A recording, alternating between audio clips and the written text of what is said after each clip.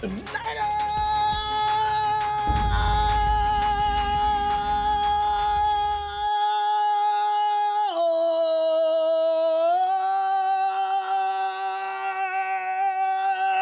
almost time. 1636, 1636, 999, 999. Kill. 777. Hut.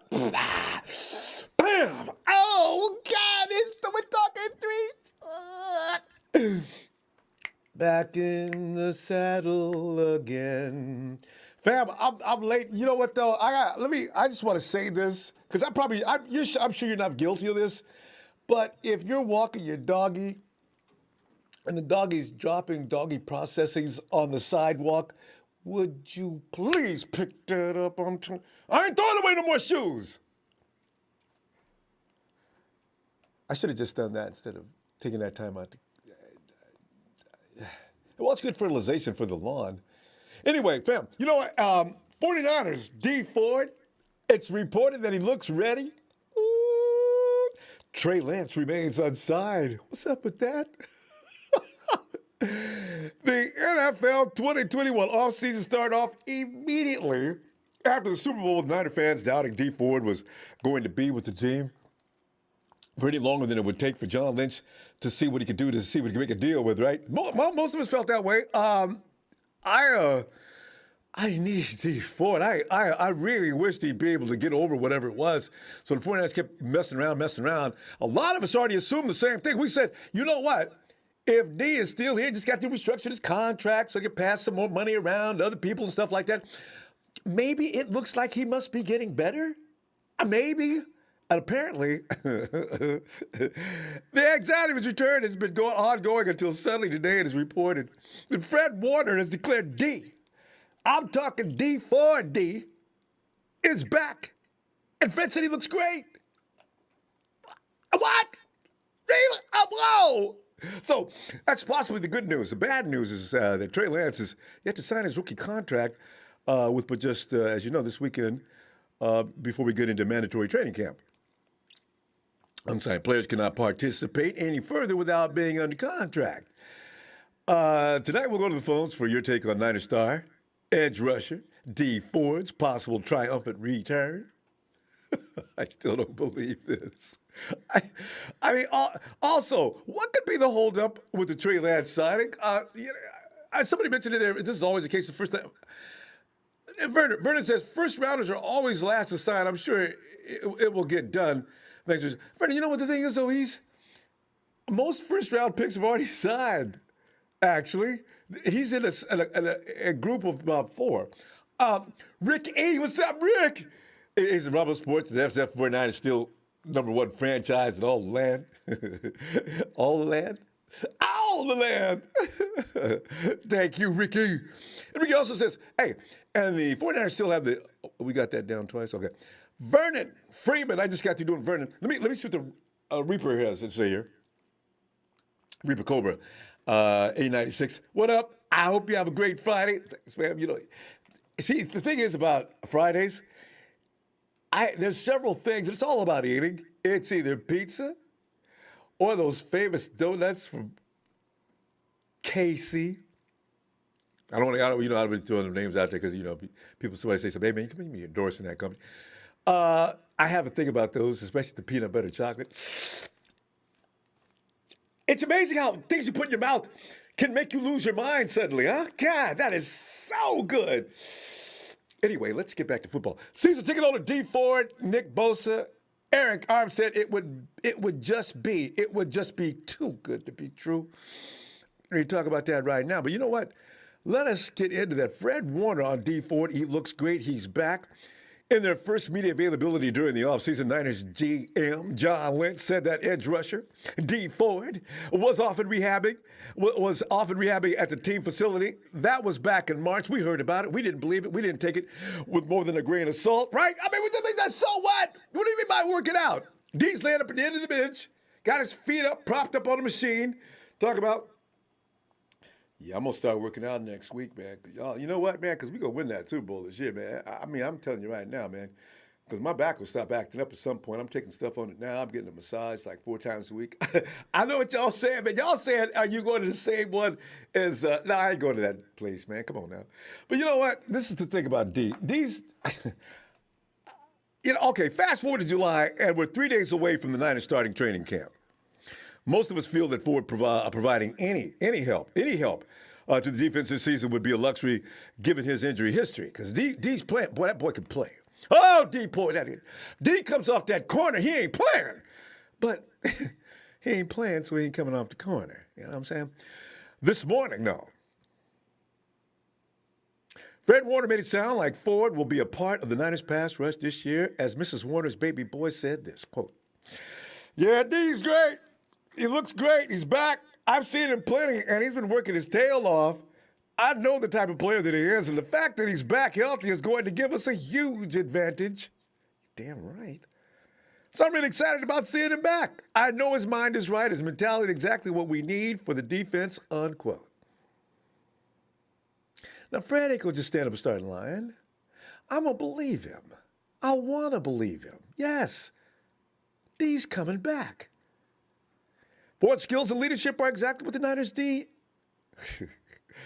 Ford's skills and leadership are exactly what the Niners D needs. If Ford is indeed healthy, then that's a heck of a boost to an already dangerous defense.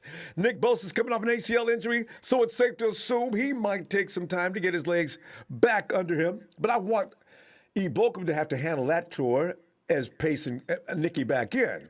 Somebody said, man, Nick is running 100-yard sprints with 200-pound weights dragging down the road. I said he needs to stop that before they bring him in for testing. Drug testing. However, Ford is ready to roll, though, fam, by week 1. That takes the pressure off of everyone. Samson Bukum remains a wild card, but if he's looked at as a hybrid rusher along with Bosa, Ford, or Eric Armstead and Javon Kinlaw, season ticket like you just said. Try to find, take a flashlight with you. Try to find a better rushing crew than that in the NFL. Shh. And chat trolls, you know who you are. Am I lying? And you better be glad you ain't on the schedule if you just didn't troll and jack, because, if that defense comes fully intact, all I can hear is, let the bodies hit the floor, let the bodies hit the floor, let the bodies hit the floor. It's going to get nasty, man. Ain't no place to run. I got D'Amico talking about he's going to have Fred out there rushing the quarterback as well. Your quarterback is in trouble. I don't care who he is. You can bring on Lamar. You can bring on Kyler. Boy, I'm pretty sure I ain't even was scared of Kyler, man, because you know what? We got an army out there now that's just, it's like they're going to change the uniform. Kill them all. Let God sort them out. You know what I'm saying? Because it's going to get really crazy out there. If this, but I believe it when I see it is what a huge percentage of us will be saying. And you know what? You would have a right. Ain't no point in getting your feelings hurt depending on Dee Ford and his chronic lumbago, arthritis, and rheumatism, gout, and all that. You know, it's been the case. And that's actually fair. As Dee played just 22% of the snaps in 2019, if he would have played that whole season, if he just would have played the last few weeks in the Super Bowl, whole different story. 4% in 2020, based on Dee's history, he's been healthy every other year. So 2021 would suggest that he stays on the field. We'll see. But Dee's availability is a big deal as it helps manage the defensive line snap counts and ensures nobody has to play more than they have to early in the season, which will keep them healthy throughout the season. Come on, D, man. D. He's going to make it this year, though. Yeah, you know, the D, when the D's got some D, see what I did there? When the D's got some D, we got it made, man. I mean, I like Bokum, but I can't imagine him being D-like. I mean, he may be close. He may surprise everybody. He may be better than D. You never know. Maybe. Nah, it's not going to happen. But as long as he's serviceable, does a good job. Man. Well, fam, today, Niners cornerback Ambry Thomas signed his 4-year rookie contract, leaving only quarterback Trey Lance as the only member of the team's 8-man draft class who continues to be unsigned. Meanwhile, Thomas, third-round pick, signed a $4.78 million deal that includes $840,620 signing bonus. T. Lance remains unsigned with the Niners is to report for training camp coming up Tuesday. He's one of 4 first-round picks who was unsigned. The others are Jets quarterback Zach Wilson, the number 2 pick, and Chargers OT Rashawn Slater, number 13 pick, and Browns cornerback Greg Newsome, number 26. Both Lance and Slater are represented by CAA Sports. Anybody know about CAA Sports? Do we need to be concerned? I was scared to death that year that Nick came in, and I know what happened with Joey. Is CAA, is that that's not the company we're talking about, is it? Please tell me that's not the company we're talking about. We don't need this distraction. Get into camp. Let's go. None of these money things should be involved at this point. It's done. Get stopped. Let's go. As Lance expected to sign a fully guaranteed $34.1 million contract and a $22.1 million signing bonus. Boy, there's something about earning your spot into the first round. This is why people work so hard to be first-round picks. Niner fam, you're thinking that there's still plenty of time to sign T. Lance and that there's no reason to worry, right? There's no reason for either side to play hardball with the other. Thanks to the CBA, these deals are pretty much straightforward. There's nothing to actually negotiate as far as the monies go, right? He gets what he's going to get, as is Trey Lawrence or as Zach. You know, this is all predetermined. There are some things to quibble over, but by and large, there isn't much to really negotiate. So what is it, right? We also know that Lance has every incentive in the world to get a deal done as quickly as possible. If he has any designs on being the week 1 start and making Jimmy sit his butt down, anyway, he needs to be able to get out there to try. You know, George Kittle's all in for it, too. George Kittle says, I hope Trey Lance is trying to take Jimmy's job. That's what Jimmy thrives on, that kind of heat. See, this everybody wins in this. See, that means we got to bust no matter what. It's a good thing, right? But he can't afford to miss a single training camp practice. That's all there is to it. Coach Shannon has said many times already that he's watching Lance to see what is retained from OTAs and what he's been doing during the layoff to make himself better. You can't show any of that if you're in a contract dispute, of course, and you know that as well as I do. The question is, why isn't the deal done yet? So it's going to be fun to go back and forth as to what is the problem here. You know, I remember it's always a little wording here and there that causes the agent to say, geez, I don't like that. Listen, if Trey gets hurt, all right, everything's fully guaranteed, am I right? Of course it is, all right? Unless he's killed, of course it is. Would you please sign? I can see Parag, you know? I mean, just come on, whoa! And then again, the 49ers might be doing things like that. They might say if you don't go X amount of games, then it's not all good. I don't know. But they're probably arguing about things like that. Trevor Lawrence signed and Mac Jones signed their deals earlier this month, as did Justin Fields, as I mentioned. So if there's basically nothing to negotiate, Lance has every possible football reason to get to camp on day 1. Why haven't they both signed? That is the question. Put that ink, put that pen to the paper, y'all. Fam, do you remember Michael Crabtree held out in 2009 after being picked 10th overall because he thought he was just as good as players picked ahead of him? Like, I don't know why he thought he was better than Darius Hayward-Bay. You know, I guess you got to think like that when you first come to the NFL. You cannot think you're any less than anybody else, right? So you need to come in confident and cocky. You don't need to get stupid, but you know you need to be confident. As things ended up, though, Crabtree missed the first 5 games of the 2009 season as a result of his tough stance, which also signals an attitude.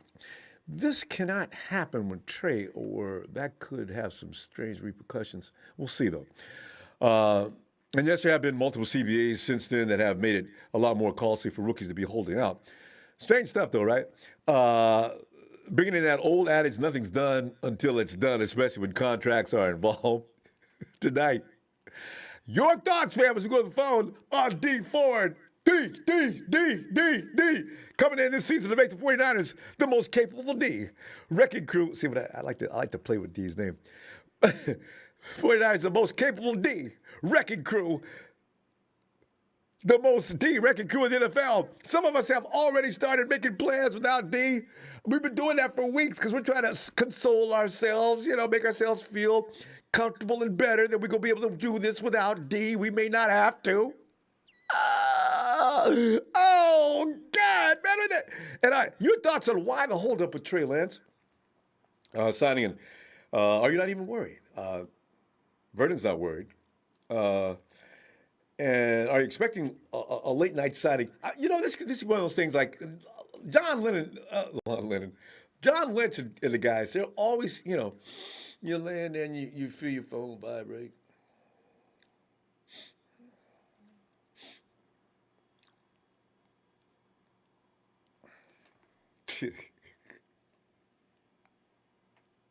It's 3 o'clock, 3:30. Those dudes are up working all night. They just now got it done. All right, good. Because I don't know what they're doing. It's amazing how the 49ers do these things. A lot of deals we get come in the middle of the night, wee hours of the morning and things like that. So we're going to see. Let me put my ears on, and I want to hear what you think about D. Has Fred overestimated or under? I mean, D. Oh, please, D. Eric. Hey. Hey, what's up, Ronbo? Eric, man, I'm sitting here. There's all kind of good things. Well, if Dee Ford shows up, Eric, my God, we could just phone in a couple of games. There's no point going to Detroit. Just call Detroit and say, listen, guys, we're going to save you some trouble and possible injuries to your team. And I said to your team, I'm not thinking about my team. I'm thinking about your team. We're not coming out there. And let's just go ahead and put you down as 0-1. And think about this. In the future, you're going to be able to continue without bruised egos, with bruised bodies. It's just a win-win thing for both of us. So I could see that happening. But if D plays, are you believing this is going to happen? And what's going on with Trey? Yeah, I mean, if D is healthy and what Fred is saying is, I don't know if what Fred is saying is, I mean, what is Fred supposed to say? That, he doesn't look good. No, I mean, you have to say, he looks good, he looks better. I entertain that thought too. You have to say something like that. Yeah. So, I mean, I'm gonna take what he said as a great assault. I'm not gonna put all my faith in Dee Ford, but I still think Ibukum is good at that spot. So I don't see why it's like a big deal to see if Dee Ford is going to get injured again, because they're going to rotate. Anyway, I see Dee Ford as I see him as a rotational player now. I don't really see him as the bona fide starter. And as far as Trey Lance, maybe they're waiting to see what the Jets give Zach Wilson. I don't know. He's the pick right ahead of him. Yeah, but these are numbers already set in stone before they get there. The only thing that goes on is the legalese that's involved in the contract, but they're going to get the same money. You can't go up or down in the cash in the first round picks. Oh, okay. So I mean, I wouldn't know. I mean, maybe it depends. I don't really know. It's really hard to say. You think he's going to sign before between now and Monday? Training camp, yeah. Mm-hmm. Yeah. I believe that will happen. I guess it's just a matter of time and when it does. But I believe he will get signed. I will believe we're going to see him playing in the preseason. We're not going to see him, holding out or anything. I think he'll be here. You gotta. We always get these type of scares. Yeah. Remember Solomon Thomas? Same thing. Solomon Thomas came trotting out on the field on the opening day of training camp. During that afternoon, it was hilarious. We're sitting there watching. Like Solomon Thomas has got his now been signed. He's putting on his gear. He's hustling out to the field.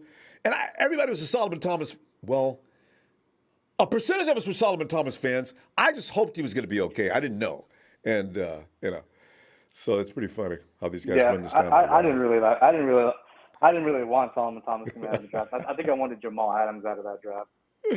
I remember texting you on Twitter or Facebook, something like that. Yeah, about Jamal Adams. Everybody wanted somebody besides Solomon Thomas. I mean, I was clowning. I was serious though, but I was clowning. I wanted Christian McCaffrey, or that wide receiver that went over to the Titans. I just wanted an offensive player, but I knew we weren't. We needed defense bad. Corey Davis. Well, I like me some Corey Davis back. Yeah, I think he's on the Jets now. I know he's moved around. He's not with the Titans anymore, though. You're right. But CMC, my God, he's even better than I thought he was going to be. God, he's dynamic, amazing. Kyle, that's Yeah, a Kyle Shanahan running back all day. He is what the Jet was supposed to be, but just a lighter complexion. That's all. Catch out of the I, I, backfield. I really like. Whew. I'm sorry. Go ahead. I really like Barkley. I like Barkley coming out of the draft. I thought he was a really good fit in this system. But obviously, I think that was the year Jimmy came in, and then we won all those games. Barkley.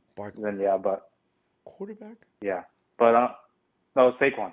Oh, Barkley, Saquon. sorry. I was running back. Oh, God. That's another guy. I was a dream pick, though. I said, you can't get a running back in the first round. But, boy, it would be nice. Also, that offensive lineman from Notre Dame. Oh, can't get him. It's too early in the draft. You got to draft up to get those guys. Yeah. Did you see what happened with Devontae Adams?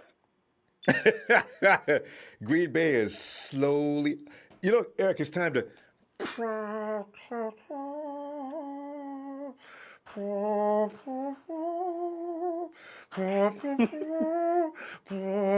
It's time to play taps. If you don't get Aaron, and Aaron's talking about retiring. Yeah. And yeah, they said that's what they're saying. Next week. And no Devontae either? Are you kidding me? I saw one of the Packers fans. They were like, "Oh, we're gonna end up like the Lions," and there's a Lions fan in this chat. Like, what are you doing here? Get out of here! Nobody wants to be like that. I don't even know why you. Yeah, I don't even know why the people in the chat talk to that guy. He just likes to hang around with A-listers. That guy's irrelevant. Yeah, they just, it makes him feel better to hang around people that are superior to him. Don, you're welcome at any time. I mean, it's just hilarious. Yeah, it's a thing, This is like the NFC, that's the North, right? I guess it's going to belong to Chicago because Minnesota's having their issues. Coach quit because of the fact that he's not going to take the vaccine. And he was the offensive line coach and the run game coach. That's a lot of coach, So. Yeah, what do you think about that role? Well, here's the thing, Eric. I don't know that people should have a choice as to whether they want to get the vaccine. But the problem is, in an organization like the NFL, where players are money, if you contracted the vaccine and come into the locker room and somebody gets sick, or 2 or 3 people get sick, you just cost the organization millions. So I guess depends on what you do. If you're responsible to be healthy, and especially with something as this, you probably got to go along with the party, I guess. Yeah, and at the end of the day, it's a business. Yeah.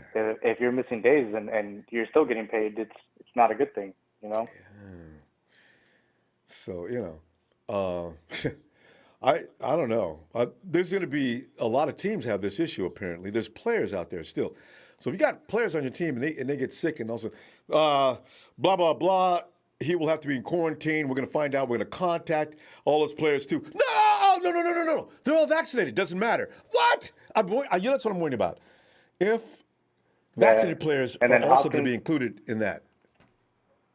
Yeah, and Hopkins is contemplating whether he wants to stay in the NFL. I mean, that's a good thing to me. I mean, I really like that. For us, I mean, if D-Hop didn't feel like playing, we ain't gonna get mad.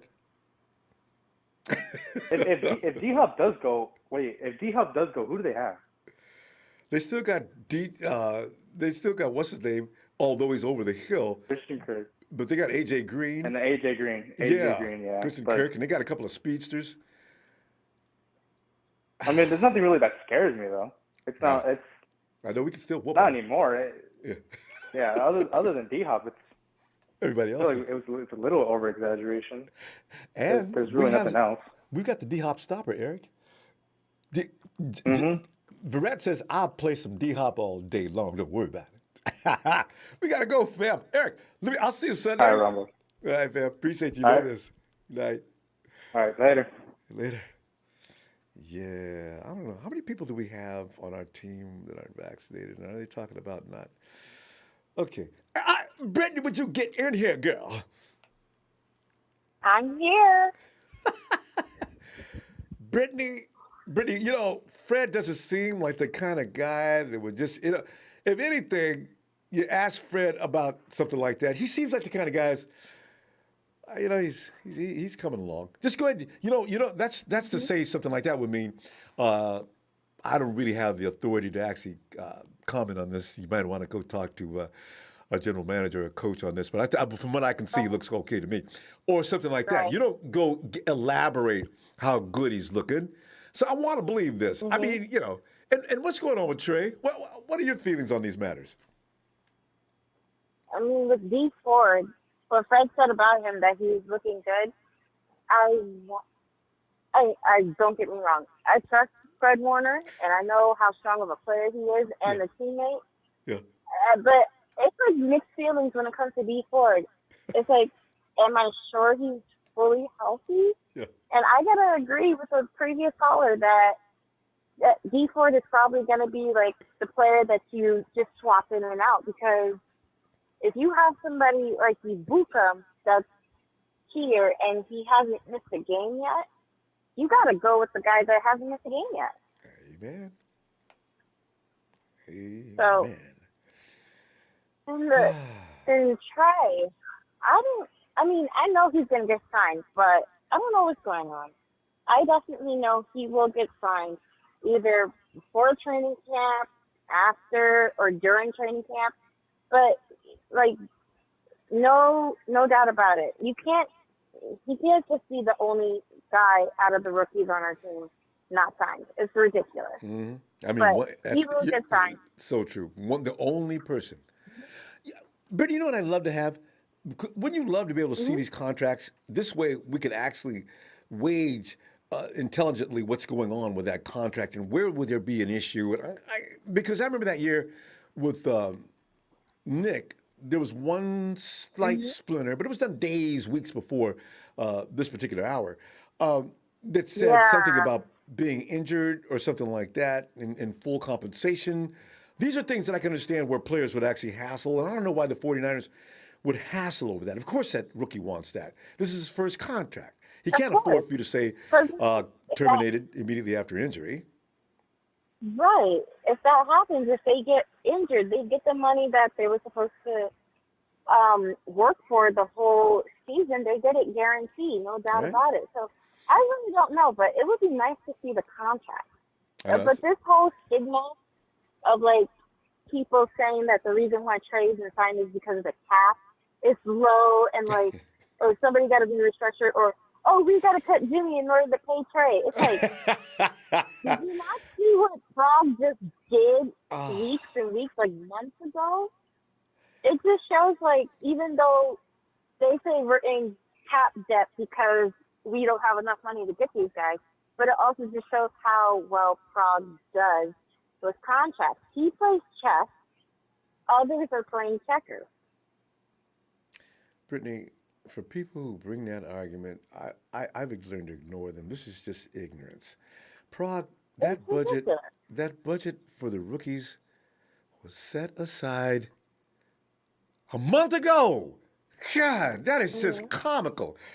Anyway, but they're going to continue to believe that we're running out of money. We can't sign Trick. Well, how'd we sign Ambry and everybody else then? Thank If we ain't you. got any money for the rookies, How we nobody. It's that how we get stupid. Sermon? How we sign Sermon? You know?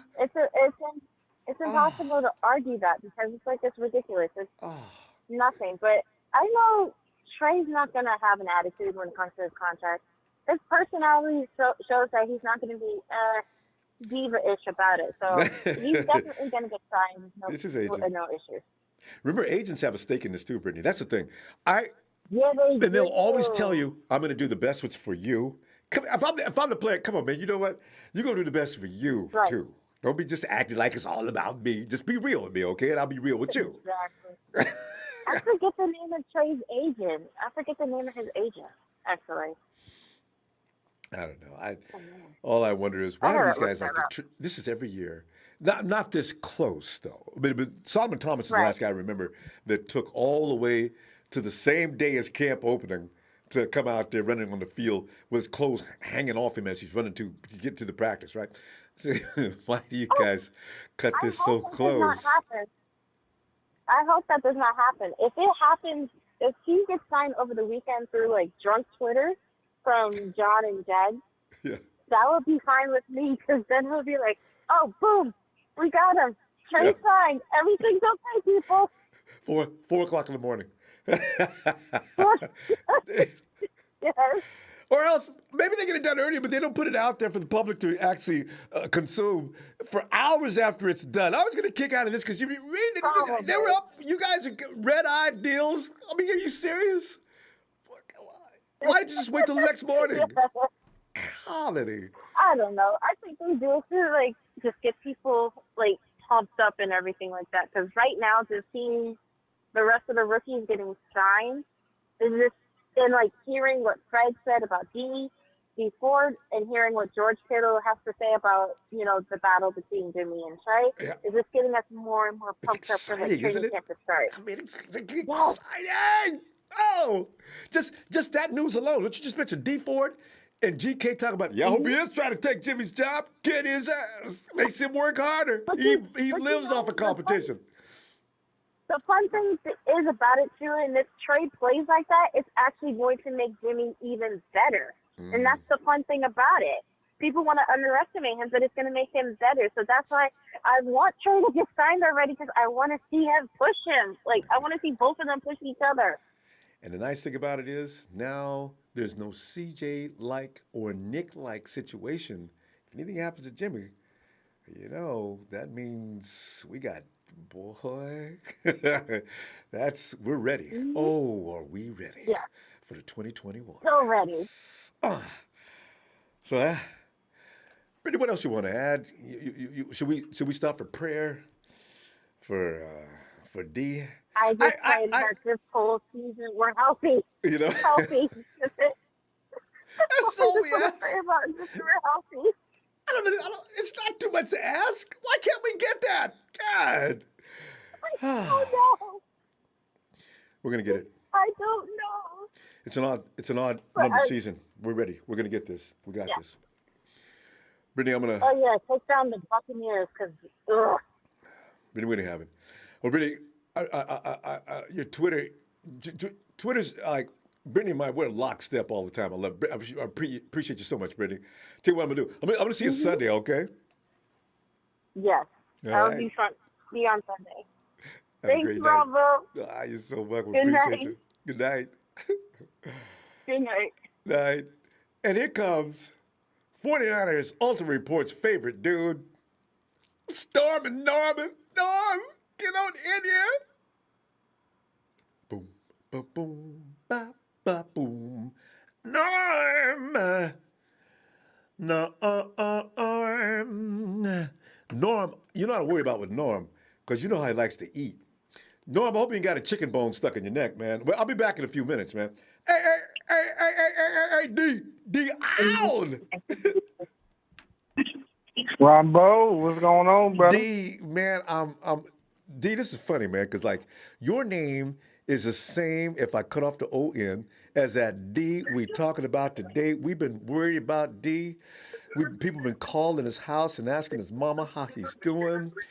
I mean, the dude is just, he means so much.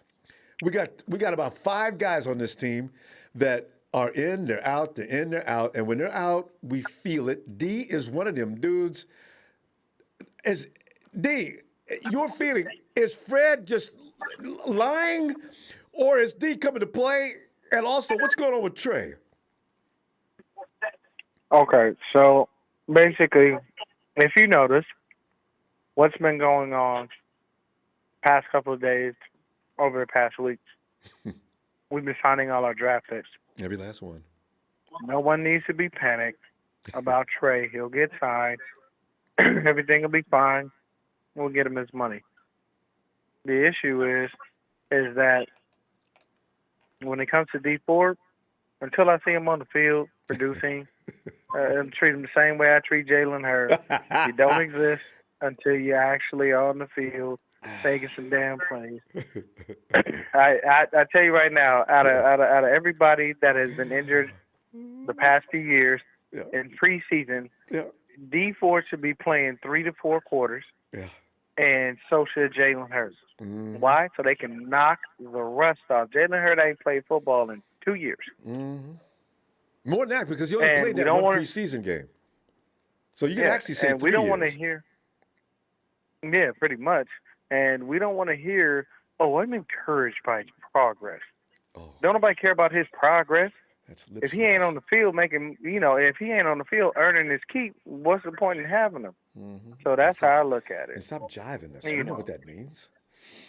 Yeah, man, we don't have to hear. We don't need to hear that. I honestly just want him to basically be on the field, be healthy, and be ready to go. If he's not ready to go by training camp, I'm done. Mm. I'm done. Cut him, get rid of him, move on. Because there's no reason that he had all that damn time to rehab. You sent him home when OTAs came because you said he had been there too long. Mm-hmm. And then training camp come and we still got to wait. Mm. To me, that tells me automatically, Mm. no. Get rid of him, move on. You don't need him because you're wasting a roster spot and you're wasting money. Mm-hmm. You already went ahead and restructured his contract, so whatever you owe him, you're going to go ahead and give him. So fine. Let him have whatever he's going to have and keep pushing. You know what I'm saying? Anybody on the squad that tells you they believe a player is ready and they're coming back is because they have to say that. They have to show faith in their other players. Behind closed doors, I guarantee you, half the team is looking like, man, we ain't counting on Dee Ford to be back. We ain't worried about that. We about to start the season with Sosa and see who else can back him up and continue to keep moving. Yep. That's all it really is. We've been making that arrangement for how long? Ever since January. So yeah, Exactly. You're right, man. D. Oh, he'd be such a bonus if he was seriously out there going to play. Oh yeah, it'd be nice. I don't doubt his play. I'm one of those people. I don't doubt his play when he's on the field. He just ain't never on the field. That's the whole point. When it comes to Jalen Hurts, same thing. You ain't never on the field. So I can't judge you based off play because I'm not going off college. We drafted you because of what you did in college. You're supposed to be playing and showing us that you can do better than that and more. But I don't know. I don't have no faith in Dee Ford, man. Until I see him out there producing. You know how I feel, Ronbo. I've been saying that for the past couple of years. And you ain't by Waste yourself. of space. And D didn't help us in 2019 on the for real because D came out there for a few weeks and left, and then he came back in the Super Bowl because I guess I can't miss the Super Bowl. My leg ain't working. My back hurts. Oh I yeah, got to play he in this random. game. What kills me is he randomly heals when it's time for that. Because you want to why? Because you want to be able to help us win and try to earn yourself some more money down the line. I mean, don't get me wrong. I get it. It's a business. You got to be able to learn how to maximize on your talent and earn every dime you can get while you're in the NFL. But at the end of the day, you're not earning anything. You just basically sitting on the sidelines sucking up cap space and a roster spot. We remember that guy we had from Detroit, and that's it. I just assumed he had played the whole game. Huh? I forget that guy we got from Detroit. Harry Hyder? Not Harry Hyder. The year before, 2019, we had another kid that came over from Detroit. I guess Kasurik is the one who brought him in. Ziggy. No, not Ziggy. The other guy. I think they played on the same team, though, during the same time. But he's younger. I don't know. Anyway, he would have put up more of a ruckus than Ford wasn't doing nothing over there. In fact, at times I was wondering, does Dee still feel some sentiment about being a Kansas City Chief at one time? He's not he's getting blocked. Who blocks Dee Ford? Unless he's not feeling like Dee Ford. So that was a worrisome thing to begin with. And when they did put the kid in to sit D down, he actually made a couple of plays. So, Yeah. I get it, man. It's we all understand what's at stake. We all understand the spark that he provides when he's there. Do we all want him really to be healthy? Yes. I know people would listen to me and probably think, Deion's just a hater. He doesn't care for him. I don't care for people who suck up cap space and roster spots and don't earn their money.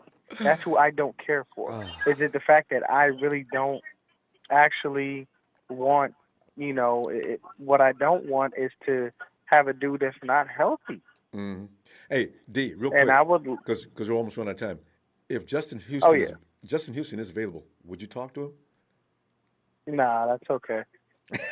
Let him be who he is. Let him go where he goes. I have no reason to be dealing with anybody else, man. We got who we got on the squad. Let's sign our draft picks, and let's go into the season, play bully ball, run that ball down people's throats, and keep on pushing. There you go. That's all we're going to do. That's what we do. D, I'm telling you right now, man, this is the odd numbered year, and it's our time. We're not going to get injured. And I'm looking all around. Every time I look at the wire now, somebody else just lost another player. And then you got Green Bay that's got some kind of soap opera going on over there that's hilarious. So you know what? The road is paved. I'm talking glass crushed into the pavement, shining and glimmering as we drive down the road.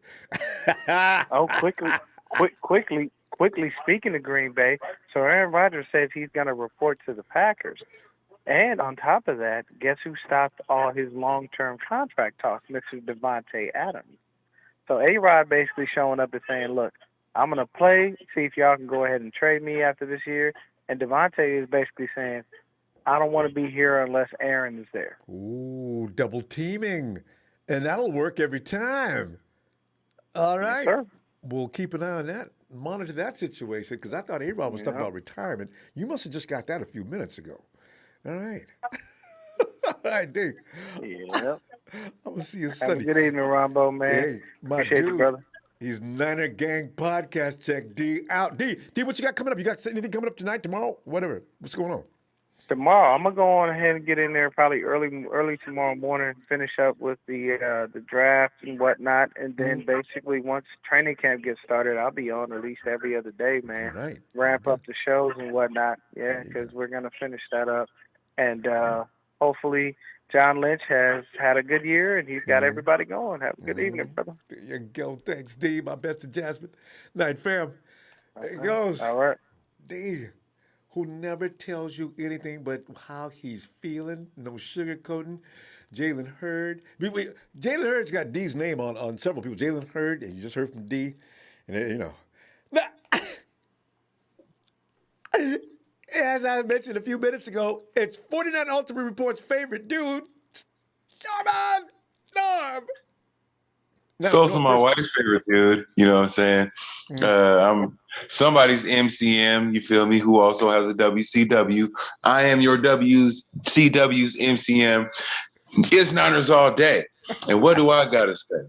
Yes. I'm glad they finally decided to give Fred Warner some pay. Man, bless him with his chicken, man. My sister said I should get the Fred Warner jersey, you know what I'm saying? Because when I put my hair up, you feel me?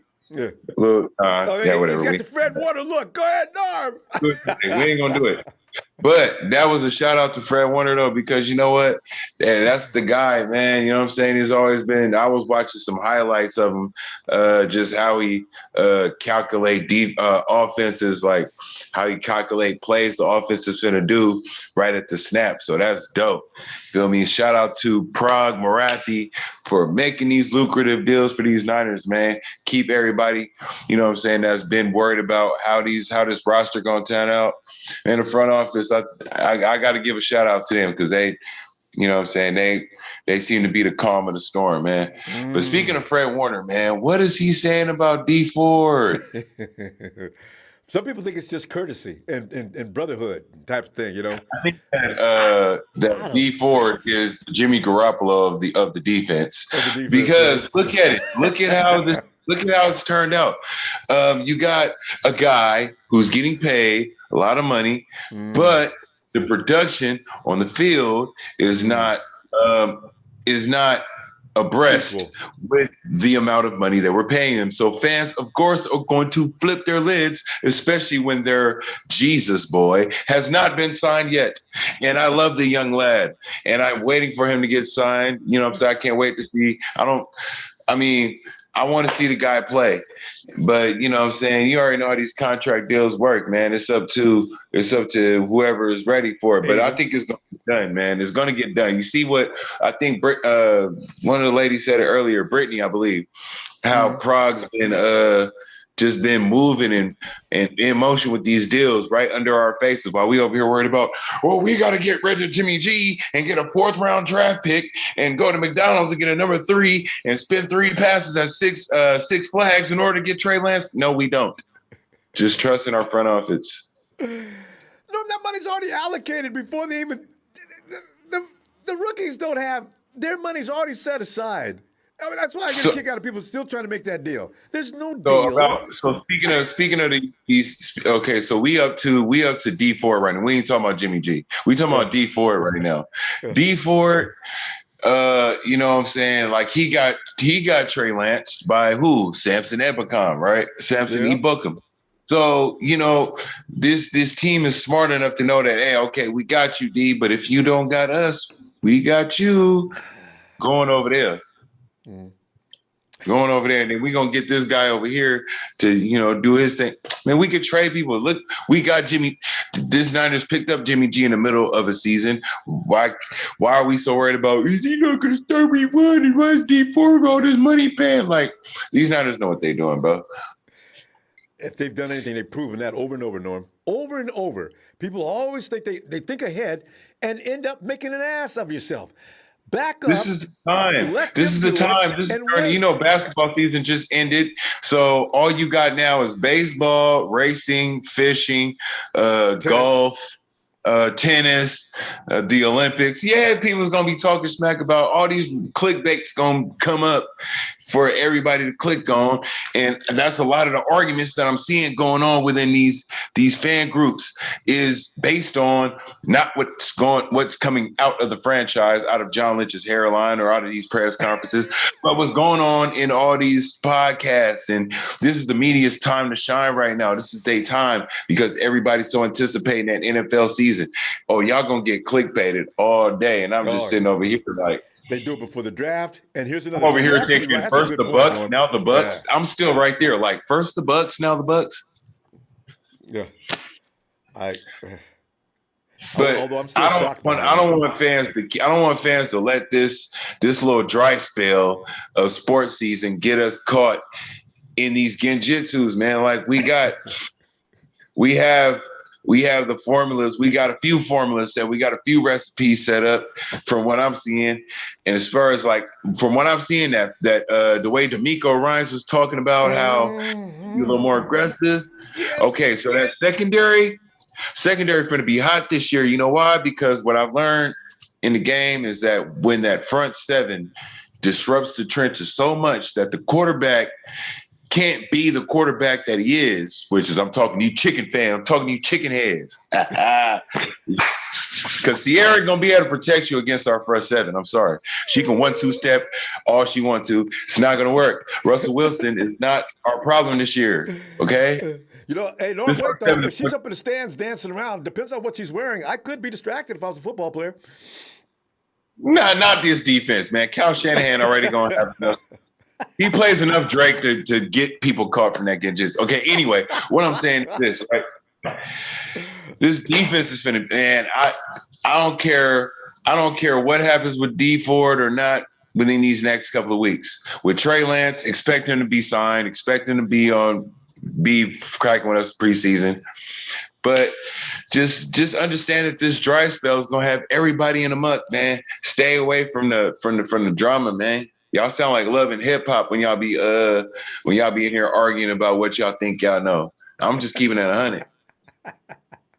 You know, it's gonna get better. No, and I bet you're right too. Probably, as I said, early tomorrow morning, when nobody else is awake and the sun is slowly rising, the 49ers will release information Trey's already signed. I got a feeling.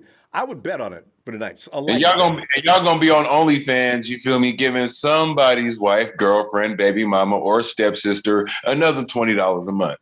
And you're not gonna pay attention to this.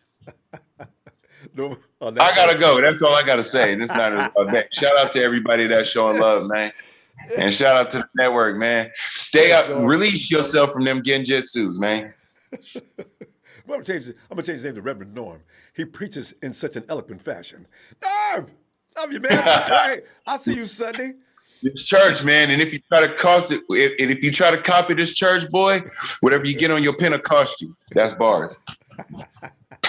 He dropped the mic. Good night, Norm. And bring in D-T-N-T Nays and her faithful sidekick, Daisy. Hey, Ronbo, how's it going? Denise, Happy TGIF.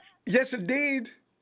And Denise, we're sitting back, and Fred Warner, I don't know, maybe somebody said, Fred, you know what would really be nice? The Niner Empire's out there really sweating over Dee Ford because they think we're lying to him. I came, and this is John Lynch. I came in earlier, and I said, we like what we see, but we didn't give any affirmative reasons to believe that he's all right. And if you go out there and you say it, then you're playing with Fred every day. You know what's going on. And Fred goes right out there and does just that, So, Fred, he looks good to me. I mean, he's ready to go. We're hungry. Denise, are you buying this? No, I'm like Dion. I don't believe it until he's on the field. Hello, fix or repair daily. Dee Ford. No, I don't believe it until he's on the field.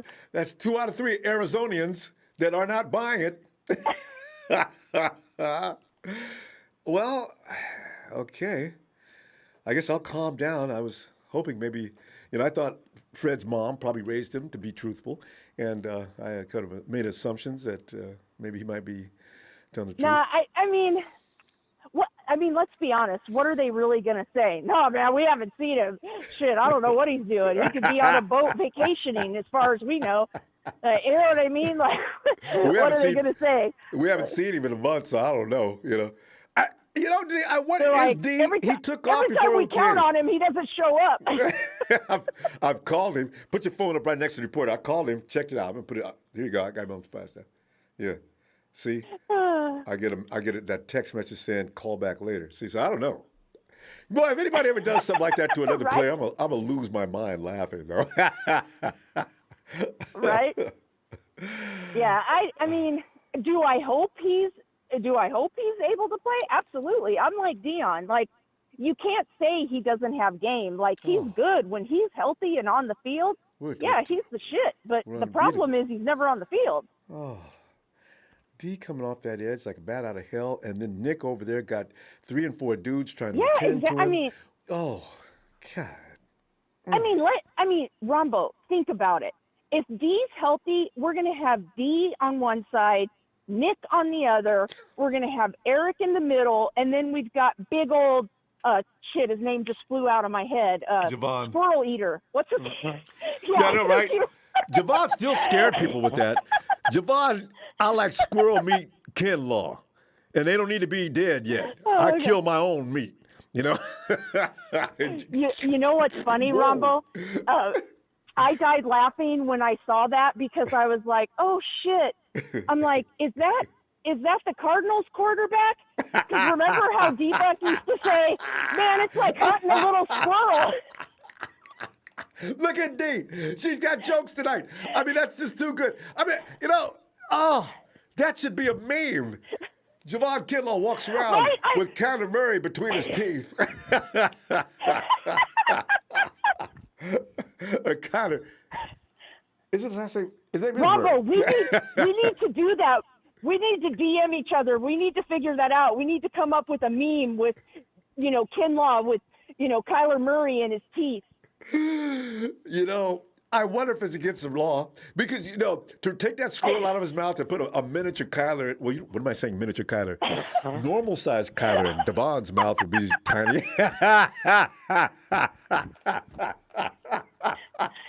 Cardinal fans, don't you say nothing to me. I've always been afraid of that dude. If we could get rid of him, I will be so delighted. Oh, God. Right? You know what, Ronbo? It's so funny to me that people are like, I'm like you. I think if the Cardinals had a decent coach, they would be scary. Ooh. Scary. I'm telling you, I had respect for him last year. And I don't know what people are talking Me too. about when they don't think that that team is well. Hey. But everybody falls the same thing. They say it's all about they don't have a coach. Okay, I hope that continues to be the case. Right? Because I live in Arizona, so every time the 49ers come to AZ, Denise is in the building because I don't miss my team. What is the sentiment? And I'm telling you, what Denise? What do Cardinal fans think about Kingsbury?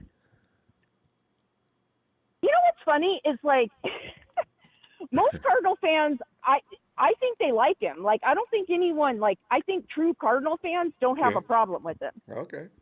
Well, he did. They're gonna give him a minute because 2 years. It's only been a couple of seasons. 3. Well, we're going to year 3, right? So I guess you should give him a minute. Yeah, but he can. Let me tell you, dude. When I saw him in person, I was like, oh shit, he can sling the ball. He can. No. He can sling that ball, boy. He's just little. He's not. He can play. Yeah, absolutely. Yeah. I was like sitting there watching him up close and personal, and I was like, damn. Mm-hmm. Yeah. He's got a big arm to be such a little guy, and he that does. Speed of and his he is fast. God, yes. Yep, he is fast. When he takes off, you're like, whoa! You're like, holy shit, that boy is fast. Because you got that coordination, that size. You know what? 0 to 60 in 3.5 seconds, right? Scary. Yeah.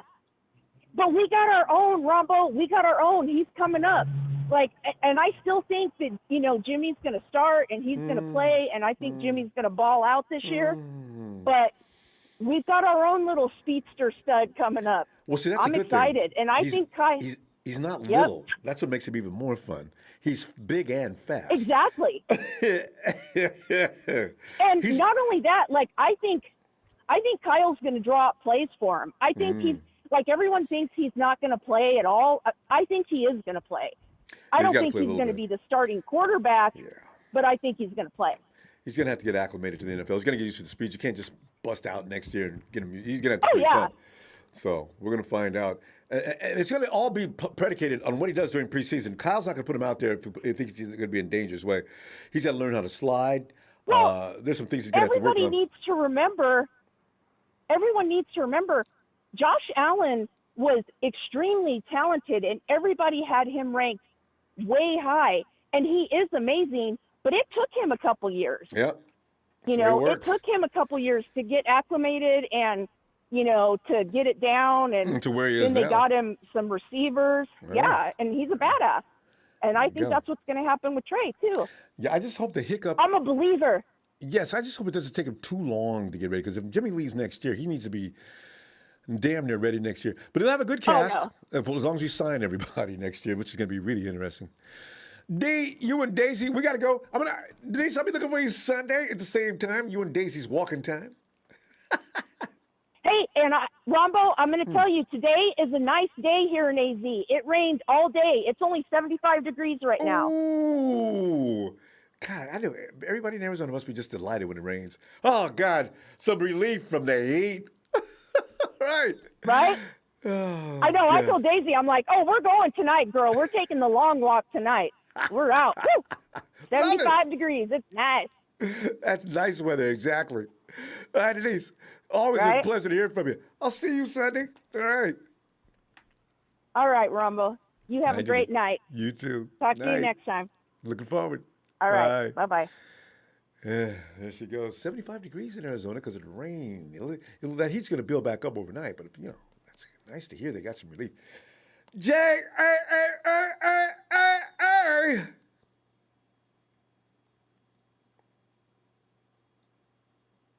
Jay. Oh, Ronbo. Jay, I thought you was turning over so you could get that volume of that sleep into that microphone. We was waiting.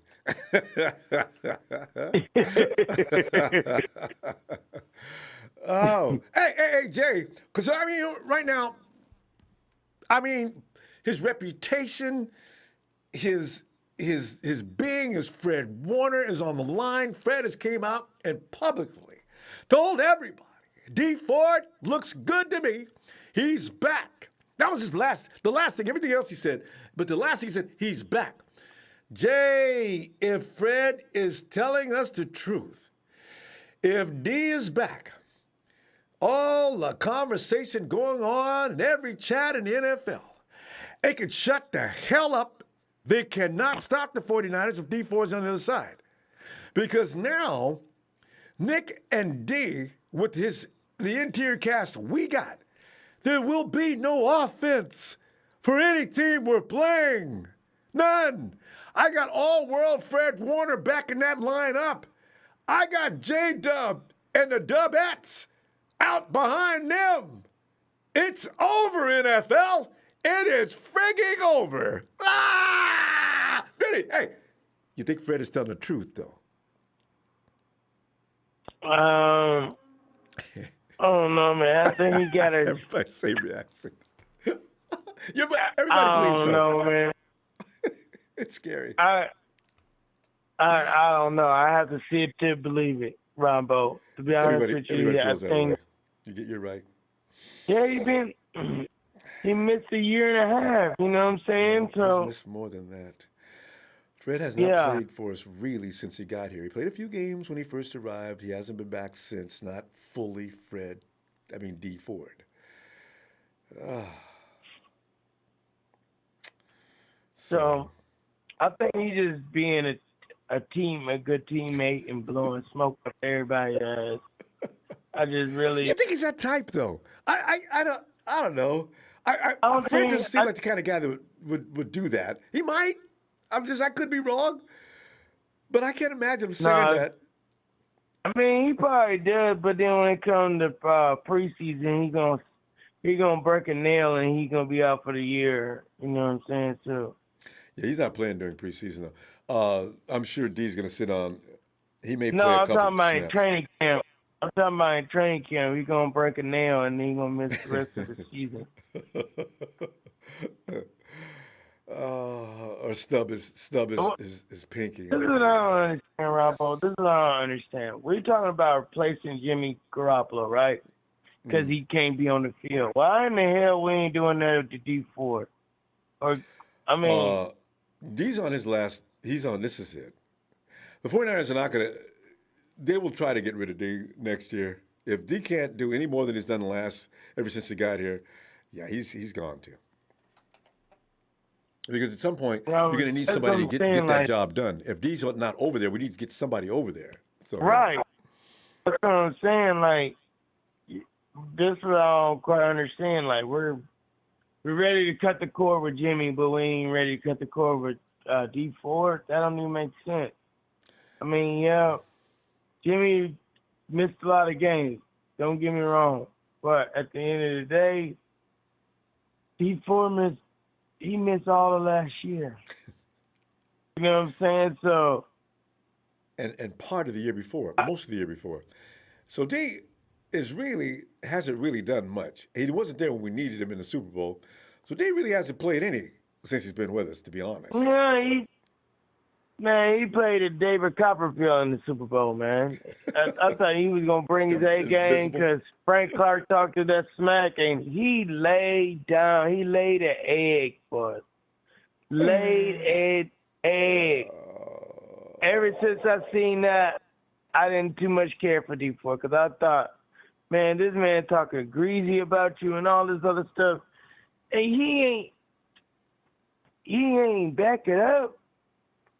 I don't know, man. It's like in big moments he shrinks. It's a proven fact. Because at least Jimmy can't say he played a whole season and the team went 13-3. Correct. But D and can only say what? He played 4, 5. D played 6 games or 7 games in 2019. I forgot. That's what I'm saying. We paid him this back contract. I mean, he probably ain't getting all of it, but I mean, he got a lot of money. He got a lot of money. It's huge. And he ain't even played most of the games. You know what I'm saying? For us to turn our investment.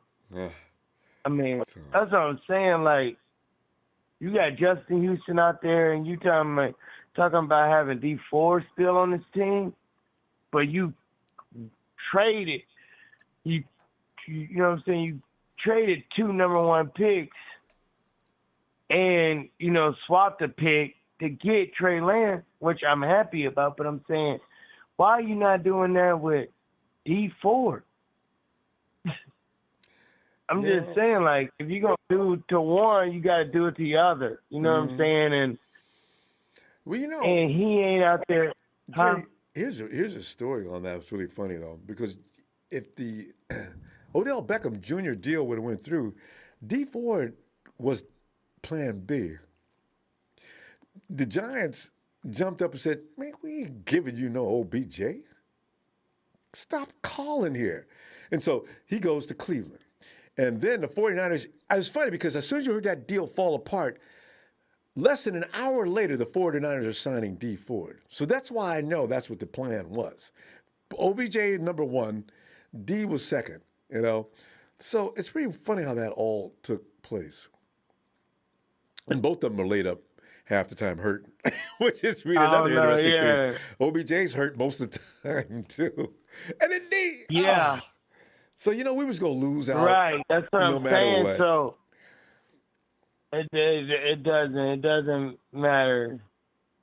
I'm just saying at the end of the day, you can't do one to the player and not do it to the other. I'm saying the man, at least Jimmy played more games. Yeah. Jimmy played more games and he won. He won when he was on the field without Dee Ford. You know what I'm saying? Yeah. So I'm just saying, like, that don't make sense to me. I don't. Maybe it. The thing is, Jay, I always tell people, it's hard to anticipate players getting hurt. When you're making deals, you can only go by the player's talent and hope he stays healthy. It's a violent game, so no matter who it is, there's no safety away from getting hurt. Right. I ain't saying that right. Mm-hmm. But what is clear now is after 3 years, you got to, most teams will try to figure out what they can do. So, yeah. But what I'm saying, Robert, like, what I'm getting at is that, you can't anticipate players getting hurt, but this man stayed hurt. He stayed hurt. We don't even know how he got hurt last year, but he missed the whole year. Slipped in the bathroom, saw all this. I'm just saying this. You see what I'm saying, Ronbo? Like, no, absolutely. Come on, dog. These got, and also you look at that kind of injury with, especially his position, he's never going to be able to play. That's what's scary. If you got a back injury, you can't play defensive end. Well, okay. We'll see. No. Because we got to wait. But anyway, Jay, we're running out of time. I'll see you Sunday, and maybe get some more reports on D.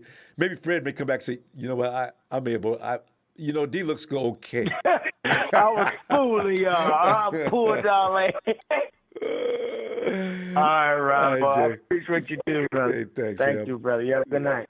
Have a good night. Oh, God. Hey, and Drew Kerr. Come on in, Drew.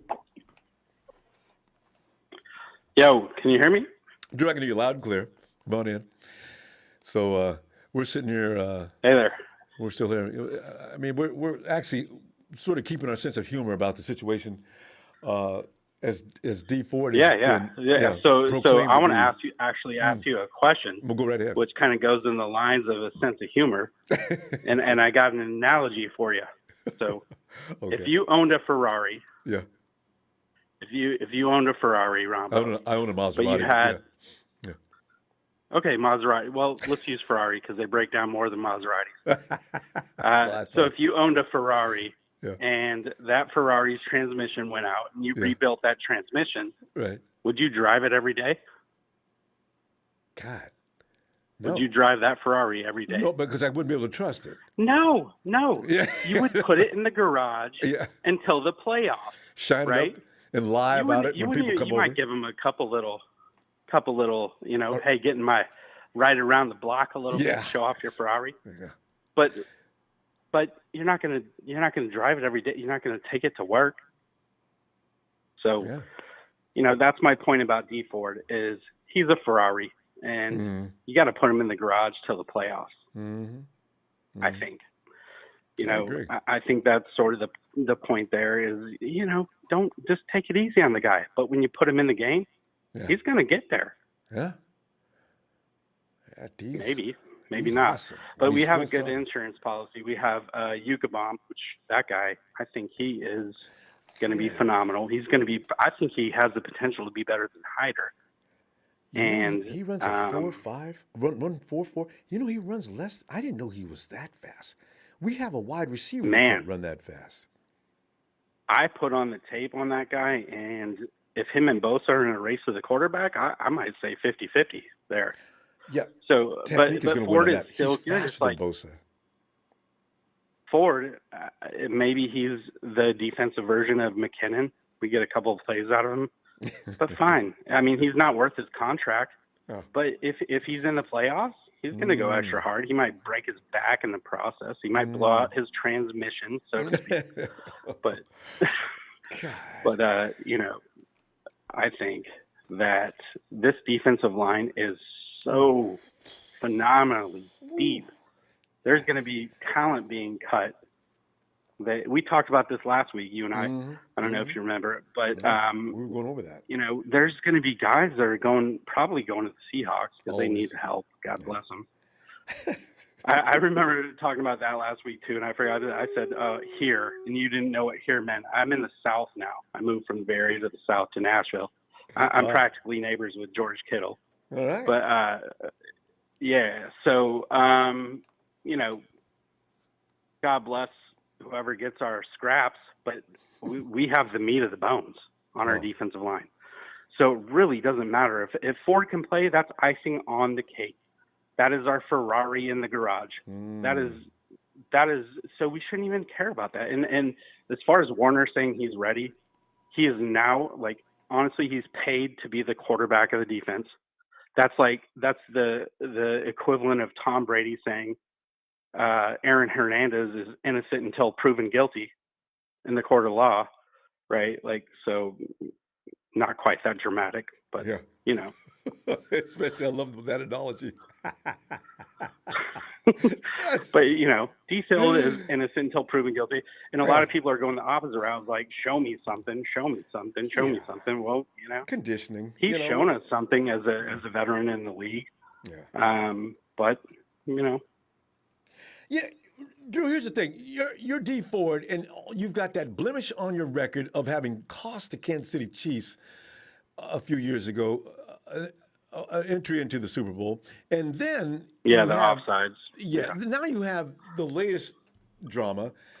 If I'm D, I just really find a way to get back out there and we go out looking good. Yeah, part of me thinks that he doesn't care about the perception on him, and that's a big deal, because if you don't care what others think, you're not striving to get better. You're not striving. But all the things that everybody has said, John Lynch, Shanahan, him working, now Warner's kind of like putting his name to it too, and saying he doesn't have to say anything. He's not obligated to say, why did he make that comment? Maybe Dee Ford is ready. And maybe people should take that seriously without seeing, because sometimes having faith as a 49er faithful is the way we do things, right? Yep. And it's 2021. It's not 2020 anymore.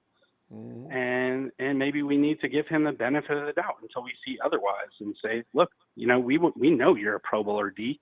Like, yeah, show us, but we've seen it. We know you're capable. It's not like Jalen Hurd. Like, I think one of your callers said, Jalen Hurd hasn't shown us. Dee Ford has shown us, just on a different team. Yeah. So, Jalen Hurd is a different story. You and I talked about him last week also. He's got potential. But that last caller had a point about him. But Dee Ford, no, we've seen it. But I think I made a comment about his back, and you kind of, doubled down on that.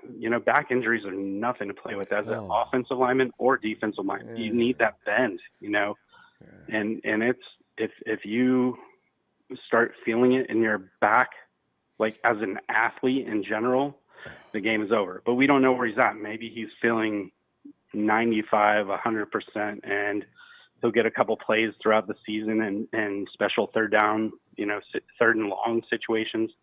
Keep him in the garage. Let him go after the guys in the playoffs when it counts. If he hurts himself in the playoffs, then it's Yeah, it's well worth exactly. your time. Keep the Ferrari ready to go. And you're right, Drew, And because you don't need him all year long. We got guys who can seal the edge, and D's not that good at protecting the edge anywhere. I mean, no, in the he run is the game, guy that's D's going to not get the your best. quarterback. Yeah, he's the guy that goes after the quarterback, so we go ahead and put him in on those passing downs just to preserve him as long as you So can. you put your trust in Yucabom and Armstead and Bosa and all those guys that are good at setting the edge and forcing things back to the middle. Yeah. And we got, I mean, good God, our defensive tackle situation is the best it's probably ever been since like 1994. Right? There's no we got whips Zach in there. There's not one whip. Purse, yeah. Street. Even oh my Givens God, like is good. Kinlaw. Holy, DJ Jones. Like you can just keep naming them, but there's people that's going to get cut, and we're like, God, we lost that guy. But like, oh man. I mean, it's a good situation up front, and that makes everything better for the linebackers and the secondary. And you know, it makes average players look good on the back end when you have a defensive line that stacked. So Dee Ford, like everybody's like, oh yeah, Dee Ford, that sucks if he's not. He's icing on the cake. It's not even a thing. Like we're paying him anyway. We can't trade him. We can't trade him. Redistributed his money, and you know he's already there now. Well, I tell you, if he plays, good God, if he can play the majority of the season, you got to keep a positive outlook on all of that. And in that capacity you mentioned, if you just play the majority of the season, because there's going to be some games where we're going to really need to put edge on or pressure on the QB, and that's why D'Amico's already telling people right now, listen, the quarterback's in trouble. I'm going to be sending Fred on certain schemes and everything else. I got packages lined up here. It's going to be Drew. It's going to be great to see his imagination. K'Wan Williams gets sacks from the nickel position. Like there's an abundance. And D'Amico is a very intelligent guy. Like he knows from the field. He's a field general. And he's like Peyton Manning.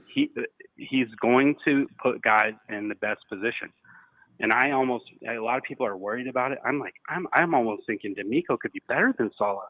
Maybe not in his rah-rah cheerleader. Oh, I thought it. Carol. From where he sits on the field is a different place than Robert Saleh sat on the field. It's possible. I just think, Saleh was pretty good. It's possible. Yeah, so. And I think he's going to gamble a little bit more, and I think it's going to pay off. I think that everybody thinks of us as a conservative defense, that we're just going to sit back and zone and chill out, and we're going to let our front four, and they're not going to be expecting, because he's going to mix it up. He's smart enough to know that he's going to mix it up, and he's going to send guys from all over the place, Drew, and you're not going to know what you're going to get from week to week. Drew, we got to stop it. You know what? I think D'Amico may have had something to do with the science involved in last year's scheming. You know, the 49ers did a lot of work there without a frontline battering ram, and they look really good. So we may see that plus that. God, that's going to be a fun defense. And we're going to make the playoffs. I do not expect 2020 season 2021. And in 2019, we still had so many injuries. And we went to the Super Bowl. Like, Kittle was hurt. There's so many people hurt through 2019. Oh, it's just terrible. Because of our depth. And we have more depth now. So it's a reason to be excited. Niners fans should be excited. And they better be. Drew, can we see you Sunday? All right? Yeah, I'll try. I usually try to come on Friday, Saturday. But I'll try to make it Sunday. Looking forward to it, bro. All right. There he is. Drew Kirk. Night, Drew. All right, man. Night, Val.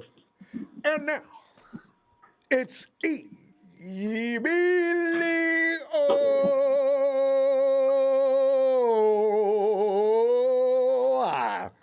See, I keep coming up with these things just for names. Video Dee Ford, you know we're talking about him tonight. He's everybody's talking about some D. I don't care about Ronbo. I knew you would say that too. I do not want to hear it. No, I don't care. I done told you before. Fred said it. E-D-O-E. I don't care what you say. I just tell you, oh man, yeah, he's gonna play. Who cares? He's not on the field. Dee said it. Denise said it, man. Show it to I want to see it before anything. I don't care about that, man. He's not on those of us not from Missouri. As far as I know, he's not on the roster. He's just a body. He's not on the roster. I don't care about Dee Ford. Dee Ford is not important at this point in time. Until he sets foot on the field, I can hear about Dee Ford. Dee Ford doesn't mean anything. Yeah. It's just a name. And you're right, dude. Don't get it. We don't need to get all just worked like up about him. Hey, I'll put it to you like this. He's just like a Mustang on the side of the road. Let it go. I like Mustang. Oh, well, then that is my point exactly. On the side of the road. I mean, that's American muscle. That's representing American muscle. But you know what? It's just like Drew just said. You keep that Ferrari in the garage, put the cover over it, change the oil every now and then. That was a horrible analogy. He could have just called it a Mustang. You was better off. I mean, the thing is, if you could just keep him it don't matter upright. what you do. Yeah. I don't care who owns a Ferrari. Nobody rides a Ferrari that much unless you're a millionaire. No. So even if me or you owned a Mustang, we're not going to drive that car anyway. Not that much. We don't take it out when we're going somewhere special, taking our wives out. You're not going to drive that car. So. If I got a Mustang and a Ferrari, I'm driving that Mustang all the time. You know what I'm saying? Yeah. So, And you're going to call the tow truck every other time. I just like, I've been keeping polished up and gleaming. You parking right in front of places, people be looking at you like, damn, dude. Is that dual exhaust back there? That's old school like that. Yeah, they look nice. Yeah. They look nice. Yeah, but. Yeah. But you know what? Okay, because if D can give us, I don't even want him the first half of the season. In fact, if Iboka was looking good, if I had it my way, D would come in week 8. But we'll warm him up in week 8 to week playoffs, and then see if D can get up there and do some damage. Give him that extra 8 weeks to heal up even further if it's possible. Because God. Dude is... Yeah, no, I don't care about Dee Ford. He's not important. He's just like Jalen Hurts. He's not important until you actually prove you can play. I don't care about those guys. We're talking about the guys that are gonna play like a pro Fred. We can worry about that, and we can worry about everybody else. We can worry about George Kittle, everybody else. He's not a factor. He's not known. He's a question mark. Like you said, Jimmy played more than he has, and people ragging on Jimmy, but hey, let's see it. You bring up it's the elephant in the room is we have a number of players that we cannot be confident are going to be there. And you mentioned D, Jimmy, Mostert, GK, even, and every year also, the Shark takes some time off. Mostert had a problem last year. We're scared to death about Barrett. Our whole team is like an egg that we got to boil on a low heat so it doesn't crack while it's cooking. But I don't want to think about that. I want to think this is a year, that they stay out there somehow. That's going to be impossible. We're going to have injuries regardless. You also got to think about it. When our Frank Gore year, Frank Gore was hurt every year. It didn't matter what year it was. It didn't matter when.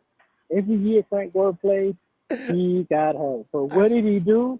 He was able to give you 1,000 yards before he left. Year, no matter if every game, every year he played, he gave us 1,000 yards. So he was always hurt every single year of every year he played for the 49ers. That's why he should be first ballot. As long as you're producing, you're good. But injuries are going to happen. It doesn't matter what team you are. Some get it worse than others. It doesn't matter. It's a part of the game. Guys get hurt all the time. It's not going to change. So us hoping and praying not one player gets hurt, good luck, because it ain't going to happen. Players are going to get hurt. It's the NFL. That's why I never condemn a player for getting hurt. I wish he wouldn't. But to start talking about he can't play, this I'll always say, you know what? Come on, man. You don't have to like him, but stop lying. The boy can play. He just can't play. A lot of players can play, but it's just some players, like you look at like Barrett when he came to United, he was hurt every single year. Finally, he got his first year of full play, full season last year. So should have been a Pro Bowl. Sometimes some players get hurt every year. Some players, they get lucky, don't get hurt at all. It all depends. You think about it, when we had Jerry Rice really got hurt, but when he couldn't play. So it all depends on the player. Sometimes they play and they can hurt. Like I said, we go back to Gore. He got hurt every year, but every year he was able to produce. Frank played better when he got hurt. Look at Kittle. Yeah. Look at Kittle. Kittle gets hurt every single year. He has every year since we had him. When he gets a chance, he produces. So it's just a thing of the game. It's going to happen. You just hope they're not out for too long, maybe 2 or 3 games, and they come back and help us win. And when the guys are out, hopefully the guys will step in, help us win the game. That's all it is. Injuries are never going to go away. It's the Nope. NFL. They're going to continue. Did you read how many guys went down today already? I mean, you got guys, even over in Nolans, they're all pro wide receiver. He just got his ankle fixed. He's going to miss up to 4 months. I said, football is a game that breaks your heart. You know your team is good, but they got to be out there in order to be good. And so we got to sit back and watch them go in the IR. And any given Sunday, you're sitting there, you're having a good time, you're barbarcuing, you're having a few brewskis, people over town. And, there he goes. They're bringing the stretcher out. Oh, God. Just hoping it's just maybe 1 or 2 plays, or if he does get hurt, it's only a couple of games. I mean, that's it. It's bound to happen. You're just hoping it's not one of your big plays. Like, oh, damn, like who's going to replace him? And luckily, this year we have we have depth again. So if one of them do go down, not a whole bunch of them, just 2, 3 at a game. It makes sense. Like let's say one every other game, or something goes down, it happens. But as long as you got the guys to replace them for a couple games, it's good to go. At least we just don't want like 4 or 5 going them down. Like we had every game. We had about 4 to 5 every single game. Like come on, man, we can't cut a break there. At least we're not going to New York this year. The Jets and Giants, I don't know how they survive out there in that field. I guess you get used to it somehow. But, I mean, every week working that field, Saquon probably says, hey, you're preaching to the choir. Why do you think I'm hurt Maybe that's all why the time? Well, I was about to say that's why OBJ left, but OBJ's hurt anyway, so it doesn't make a difference. Yeah, he got hurt in Cleveland, too. So. It doesn't make a difference. It's just no. I'm still going to say we ain't getting hurt this year. I got to believe that. I mean, don't think we're going to get hurt. I just realized, think the other way around. You're creating bad biorhythms. If that happens, Ronbo, go play the lottery. you might go play the lottery. What are the odds of winning the lottery? Exactly. Unbelievable. So if you say we're not going to have not one injury, I tell you, go play the lottery now. You're better off. Better chances, because we're going to have a couple of injuries. We're just hoping it's not as bad. Well, that's all I'm hoping for. It's just not as bad as it was last year. We're going to get them regardless. It might be Kittle. It might be Raheem. It's going to happen.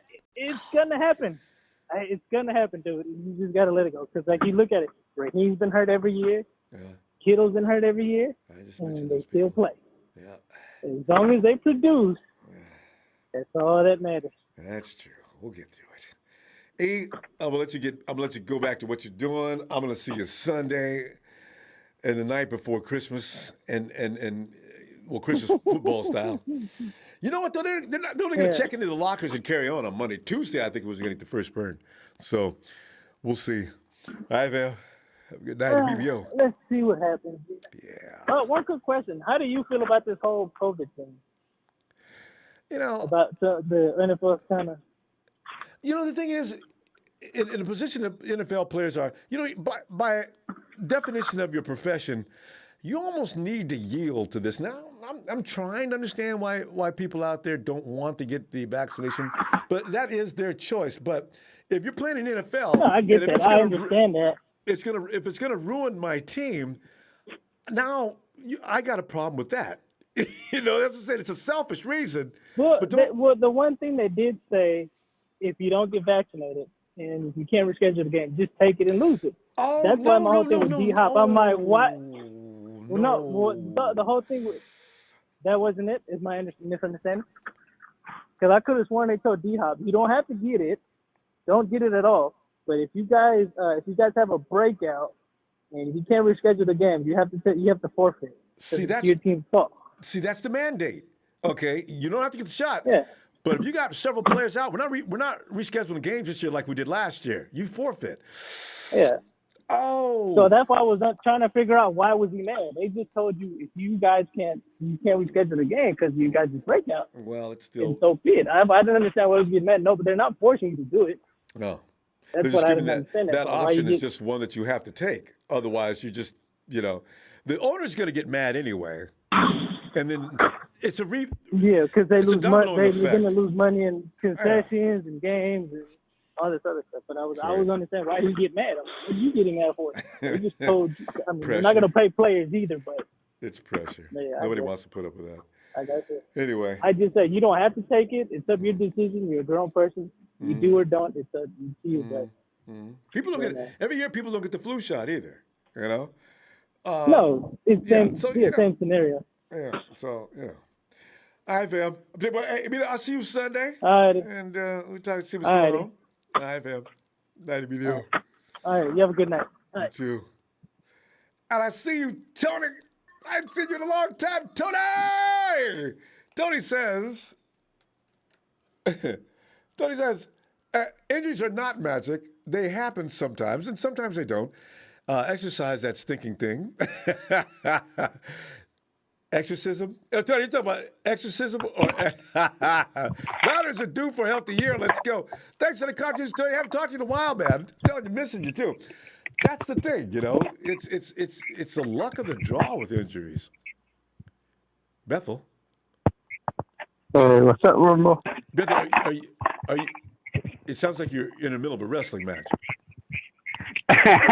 No, that was my food. I was using chicken McNuggets. You eat McNuggets? Yeah. I think they've overcooked them. They sound a little crisp. Hey, Bethel. Hey, so we're sitting here wondering about Dee Ford because Fred Warner's came out and voiced his opinion about Dee and said that Dee's going to be fine. He looks good. He's ready to go. We're ready for the season. He is back to being Dee. He's just going on and on, right? And you know, everybody else is sitting there thinking, oh, we really have a problem believing that. Do you believe it, Bethel? And also, we're looking at Trey Lance and wondering what's taking him so long. I forgot to ask about that last couple of people. Well, what's taking Trey Lance so long to sign that contract? Because he's not going to get any more or less money no matter what. So, you know. But what are you thinking? All right, about Dee Ford, I remember a long time ago I said that he looks great because I remember I seen a video of him picking up weights, and there was a pretty good amount of weights. And somebody that's hurt, if his back is hurt, is not going to pick up that much weight. Hey, Bethel. And what exercise was he doing? Was he doing squats or curls? Either one of those. If you're lifting heavy, your back's going to let you know. He was doing the one that you put on your shoulders, and then the weights Squat. are in front of you, and you could put how many you want. Maybe doing shoulders. Yeah, shoulders. Yeah. Okay. Yeah, and I remember I seen that, and I remember the video said that Dee Ford is looking good. Look at what he's doing, and I guess that's the only video that they end up showing of him, and he was they photoshopped. And he was in the facility right there in San Francisco. So it's. John said he's been working out the whole time. He just took a break for OTAs, and we didn't need him in OTAs anyway. Bethel, do you believe they're telling the truth? Is everybody telling the truth? Yeah, they should be. Why are they gonna lie that he's doing bad or he's not doing good if nothing comes out of it? So they should not be saying lying because it'll make you look bad later. Yeah, that's wrong true. Information. Huh? Yeah. So if he sees something and he says about it, it should be true because I met Fred Warner. He's a pretty cool guy. He's a real nice guy, and because when I met him, he was saying hi to all the fans and taking pictures and stuff like that. And he's a real stand-up guy. So and then the Trey Lance thing, I was thinking that he should be signing before training camp, because if he doesn't sign, then I think that's gonna make him look bad because first of all, the team, his teammates are gonna be okay. If he's gonna be our future quarterback, why is he not here? Why is he not, trying to be that leader and showing up in training camp? If he still haven't signed, and then Jimmy G is gonna say, hey, this guy doesn't want to take my job. If he was serious, he would have signed by now. You know, so he has. It's the agent that makes the call. But you know what? At some point, you can also call your agent off if you think it's in your best interest. Agents are though, Bethel. Let's say, listen, just sit tight, relax, be patient. I'm going to get us everything you need. There's a couple of things in this contract that are not good for you. Okay, so let me work with this for a while longer. Put a little pressure on, and we'll get back. We'll get this done by Monday. Sit down, kid. Relax. You want to go? Listen. Let's go get some dinner later on. Whatever your treat tonight. Make sure he didn't pay much money. So the agent's messing with his mind and tell him to kick back, relax. I got this.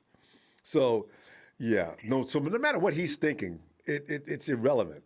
It's like they got to leave it in the agent's hands. I don't know if his mom is saying, okay, well, you should probably do what your agent says. This is what he does. So we'll see. Yeah, but he needs all the training he could get. Yeah, because he can't be missing it. And he can't be missing anything because that'd be something bad for him. But it's up to him what he wants to do, and because I know last year No, go ahead. Yeah.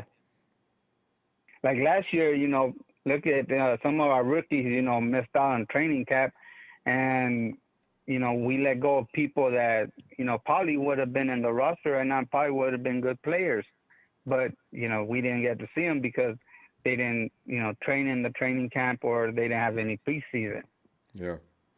So that gives them a better idea. And when you're in a position Trey's in, if he's already at a disadvantage going against Jimmy, contrary to what public opinion is, if you're late, now you've got no chance to take Garoppolo. Garoppolo's been there too long. He knows what he's doing. And that's what Trey's got. Yeah. He's got to get to that place where he knows what he's doing within that offense and can excel. So in the meantime, Jimmy needs about 2 weeks. If Trey's out there in 2 weeks, it's over. He will be delegated to the bench the whole time. So it's really to his advantage. He's got to be out there. So he'll probably sign. I think it'll be by tomorrow morning. Actually, I really do. Yeah, me too. I think he'll sign, and his agent is just being a little bit stubborn. We don't know what they're saying. That's why, Bethel, everybody wants to know what's in those contracts because he's going to get 34 point whatever million no matter what. There's some little nuances throughout the contract that may not be agreeable. Each and every time you hear about that, that's usually what it is. So, Yeah. We'll find out. Yeah, but we'll see. Like always, Ronbo, great show. Thanks, man. Hit a like for Ronbo Sports. Yes, please. Let's go Niners. Thanks, Bethel. Always great to hear from you. I guess season started now. I guess we're going to hear from you a little more often. All right. So, because I'm out there working hard. All right. We'll see you Sunday if you get a chance. All right, Ronbo. Have a good night. You too. Night, Bethel. Cool, Bethel. It's always here. It's Tony. Atlanta's Tony. Tony! Falcon Man, get on in here. Ronbo, what it is. Tony, it's hilarious. I mean, you sit and you watch the Packers are the head of the news again. When you look at Aaron Rodgers talk about, look, I'm about to retire. And before you guys blame Devontae on me, know this. The guy likes having a quarterback. I wish he would have said something like that. Ronbo, and they don't realize that stuff is a distraction to the team and the focus of the goal. You don't want to, and coaches hate distractions. Oh, yeah, especially when it's all over the media and the social media. Tony, here's the thing, though. If now you've got the coach, what's his name? He just left us one over there. What? The head coach. Anyway. Robert Saleh? No, for the Packers. I forgot his name. I know it slips, right? Can't fam, what's his name? Anyway, now you don't have Aaron Rodgers. You don't have guys like Adams. You know, I mean, what's that? Is that receiver? Is the last name? Because they got two Devontaes. Anyway, you don't have two of the main pieces that you need. Now his coaching ability is really going to be tested. He gets fired next year if both those people don't show up. And the GM for this whole fiasco unwinding, he gets fired. Green Bay is going to change like we've never seen in the last 25 years or so if those two players don't play. Isn't that amazing? Yeah, and Jordan Love. I saw a lot of his games in the. David, thanks. Matt LaFleur. Yeah, Matt LaFleur. That's him. But the quarterback Love that they drafted, he's going to be okay in about 2 or 3 years. You got to give him time, but it takes time to develop. So, but Ronbo, Dee Ford is a dog. I knew he was going to be ready. I never said that. You thought so? Dee Ford was good, ready to go. See, because he's done this to us before. But the first year he came with us, which nobody paid much attention to. They said it was a routine. Dee was sitting down talking about, my knee acts up the same time each and every year. Now, as soon as I heard that, being a ball player myself, man, no, this is no. I know. Like you guys are saying, do you want to be a Niner or not? Yeah. Because but speaking of doing things too, DeMarcus Lawrence of Dallas. What's wrong with already on the pup list. Remember ever since he got that money, he hasn't done anything. He's on the physically unable to perform list. Yes, ever since he got paid, he ain't did nothing.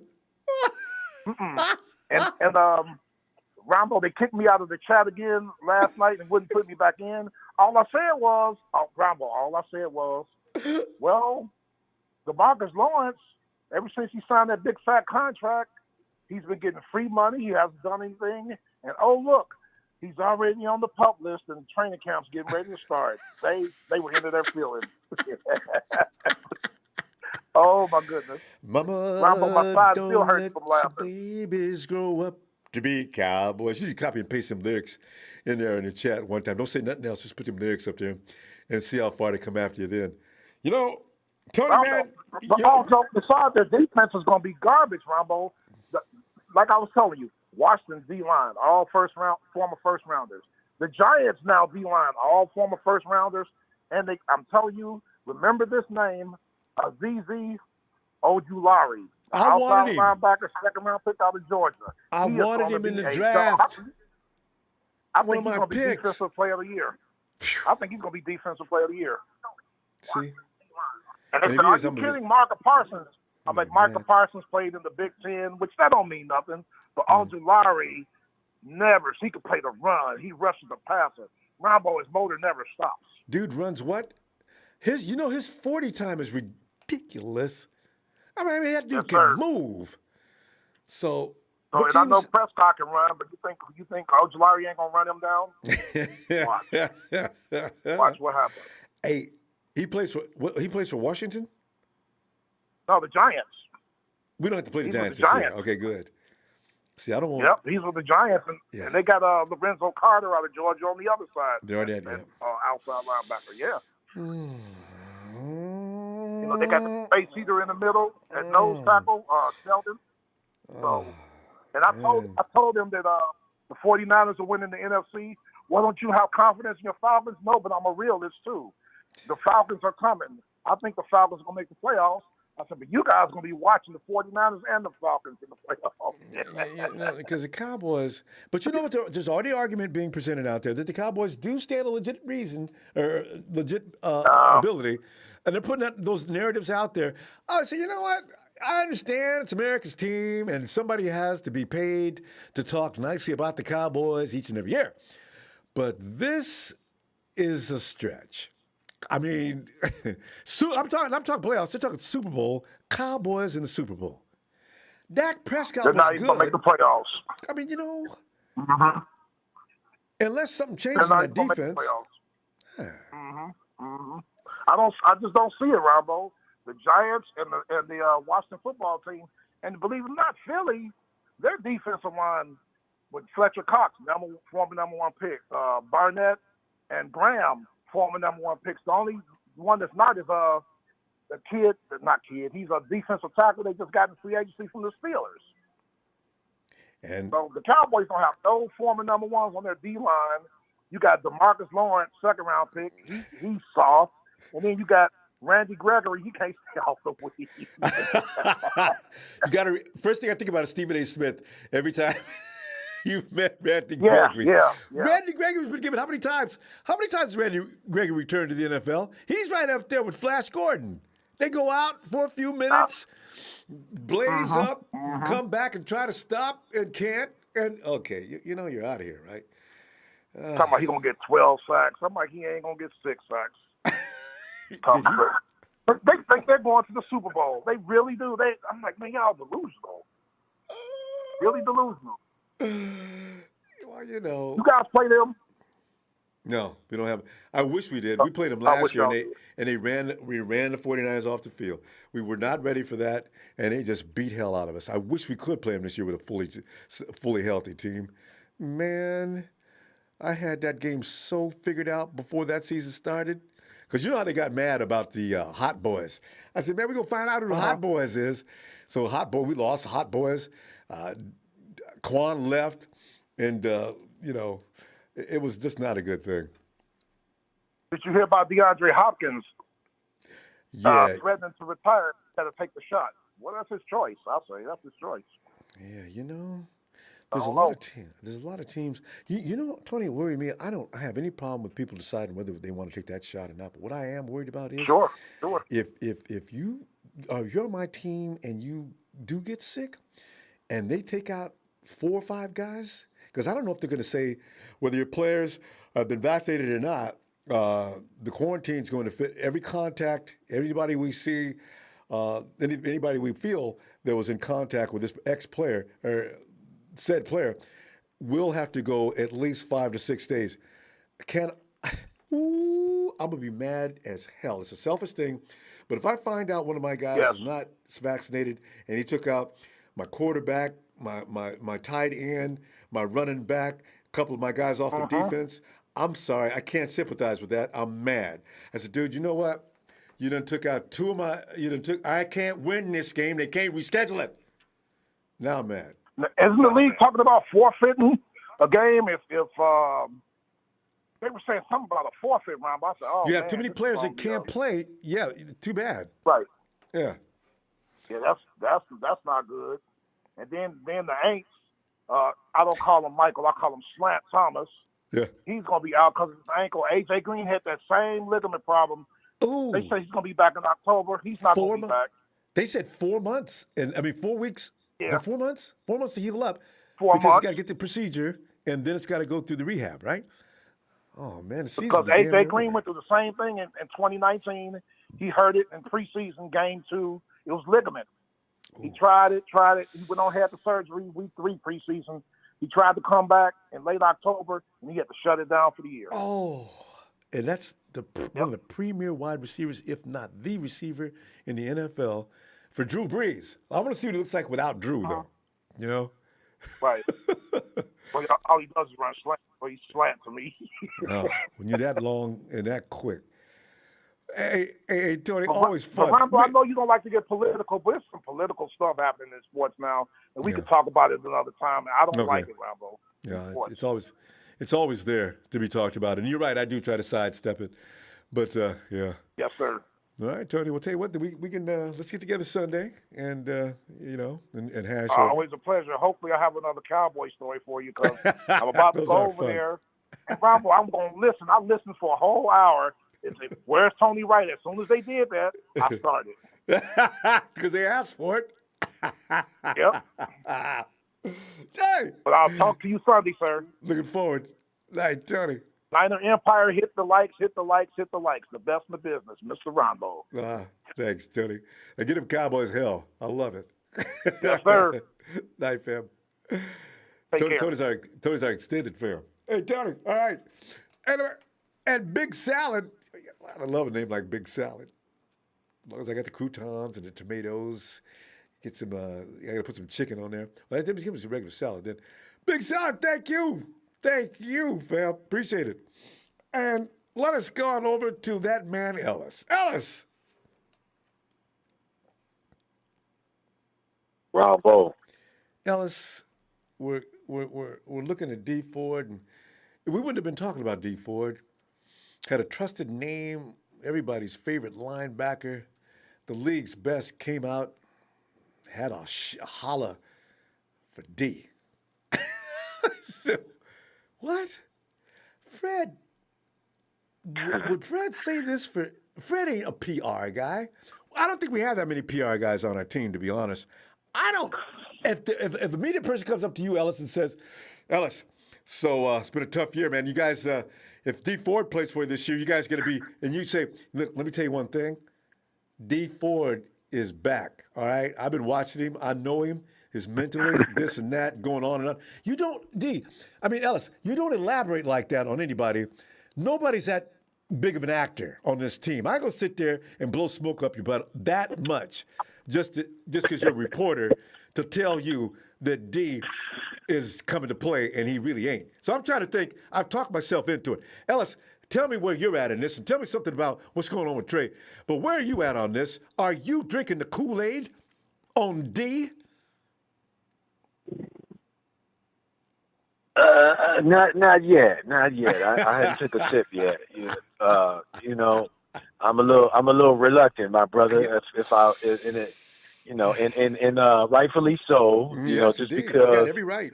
As we all do. But again, coming from Fred Warner, he's not for play, and so whatever the guys are seeing, whatever he's seeing, Kyle and they said he's been, out there working out since February. Yeah. So this may be one of the dark horses along with, Jalen Hurd that it's going to come out that we're just kind of keeping under wraps because we want to catch everybody by surprise. So that's kind of what I'm hoping is going to, be what goes on, with just, it'll be this skepticism and everybody kind of like, and then before you know it, Dee Ford and Jalen Hurd are full go. You know what I mean? And I don't expect us to get more out of Dee Ford than I would Jalen Hurd as a full, it being a full strength. But they had similar injuries as far as the back thing. And so I know that Jalen's last injury wasn't the back thing, but, he had the history of it. So they kind of come from a little bit different places when it means, as far as the struggle with similar, injuries. But, again, if these guys, they had a lot of time and they got a lot of, much needed rest and repair and everything. And I'm sure they've been building themselves up, slowly. You can't go right out and start going hard if you haven't, practiced and trained in a while. So they were building themselves up slowly but surely throughout all these months, for something that, hopefully we're all in a place of being excited and being able to look forward to as a, just as a team, as a, fan, club and everything, man. It's, it's definitely something I'm excited. I just don't want to get my hopes up just yet. I know, a Dee Ford is, a great, even a half speed, what I'm saying? Dee Ford is going to bring some energy and some issues to a side and to a team. That they have to, plan around guys like that. And if we got, Javon Kinlaw and we got, Nick Bosa and we got, DJ Reed and we got, just all the depth that we have, it's quite, it seems to be quite like, yeah, but it's like, damn, it's kind of like scary a little bit. You know what I'm saying? If you think about it, we're really not that light on the defensive end as far as the line is concerned. If we get all our guys out there, I mean, we're easy top 10 defensive line up from the giddy up. Before we even actually before the whistle even blows. Before kickoff. So I'm confident though. I don't want to get my hopes up all the way as far as the Dee Ford situation. You know what I mean? But let's go. D, if you ready, good. We waiting patiently, my brother. We here. Yes. You know what I'm saying? Jimmy, whoever, if any of y'all listening, man, we can't wait. We've been seeing, we've been hoping and wishing and praying like y'all have been. And I know D wants to, because nobody that plays that sport wants to just leave prematurely and not be able to, fully live out. You know, I never Yeah, played. you know I what I just came mean? over here and got paid, but I didn't really do anything to help him. That's how bad a feeling would that be? You know. Yeah, man, it's definitely, you know, going to mess with anybody who's got, you know, a pride or, you know, any principle about themselves. And, you know, you don't play that sport, you know, you know, for looks and glamour and, you know, glitz. You know, you're going there to bang bang. So, You have to have that you warrior know, mentality. That means you left defeated. That feels like crap. You know, baseball you can play. It's one mindset. Basketball is another set. But as a football player, you're a throwback to the days of the Roman Empire. I'm talking about the guys down in the arena. I mean, it's just about pride exactly. and having defeated. You know, that's just it's a whole different mindset. You go crazy when you play football. You got to be crazy to play football. Yeah, actually, every time I think about that, having played, going out there knowing that your life's on the line, and we wouldn't even, you know, you're getting paid in high school and college, right? Well, some boosters are playing somebody, but the thing is, you're out there putting your life on the line on every play. You don't care. You just want to make sure that you get the job done.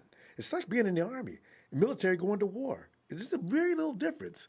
Nobody's supposed to die, but you're still thinking about taking that guy's head off. He's supposed to be padded up, so you shouldn't have to go to jail for murder. But still, I'm trying to take him out. Yeah.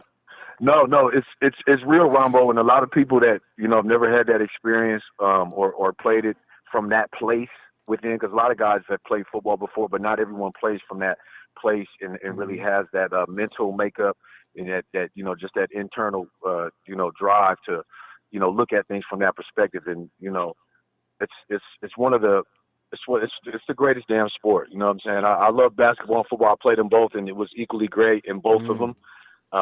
Something about football when I played, it was, I don't know, man. It's different, you know. It's totally different, and but I love them both equally the same. But yeah, it's just something about football. So yeah, man, you know, these guys are gonna get it back, you know, together. I just feel like they gotta just take it easy. Don't put him out there. If we got to build D up and, you know, just give him a couple of snaps just to get his confidence back up. He's going to need repetition. He's going to need to have live snap experience again, as well as Jalen Hurd and stuff like that. So let's just get these guys in safely.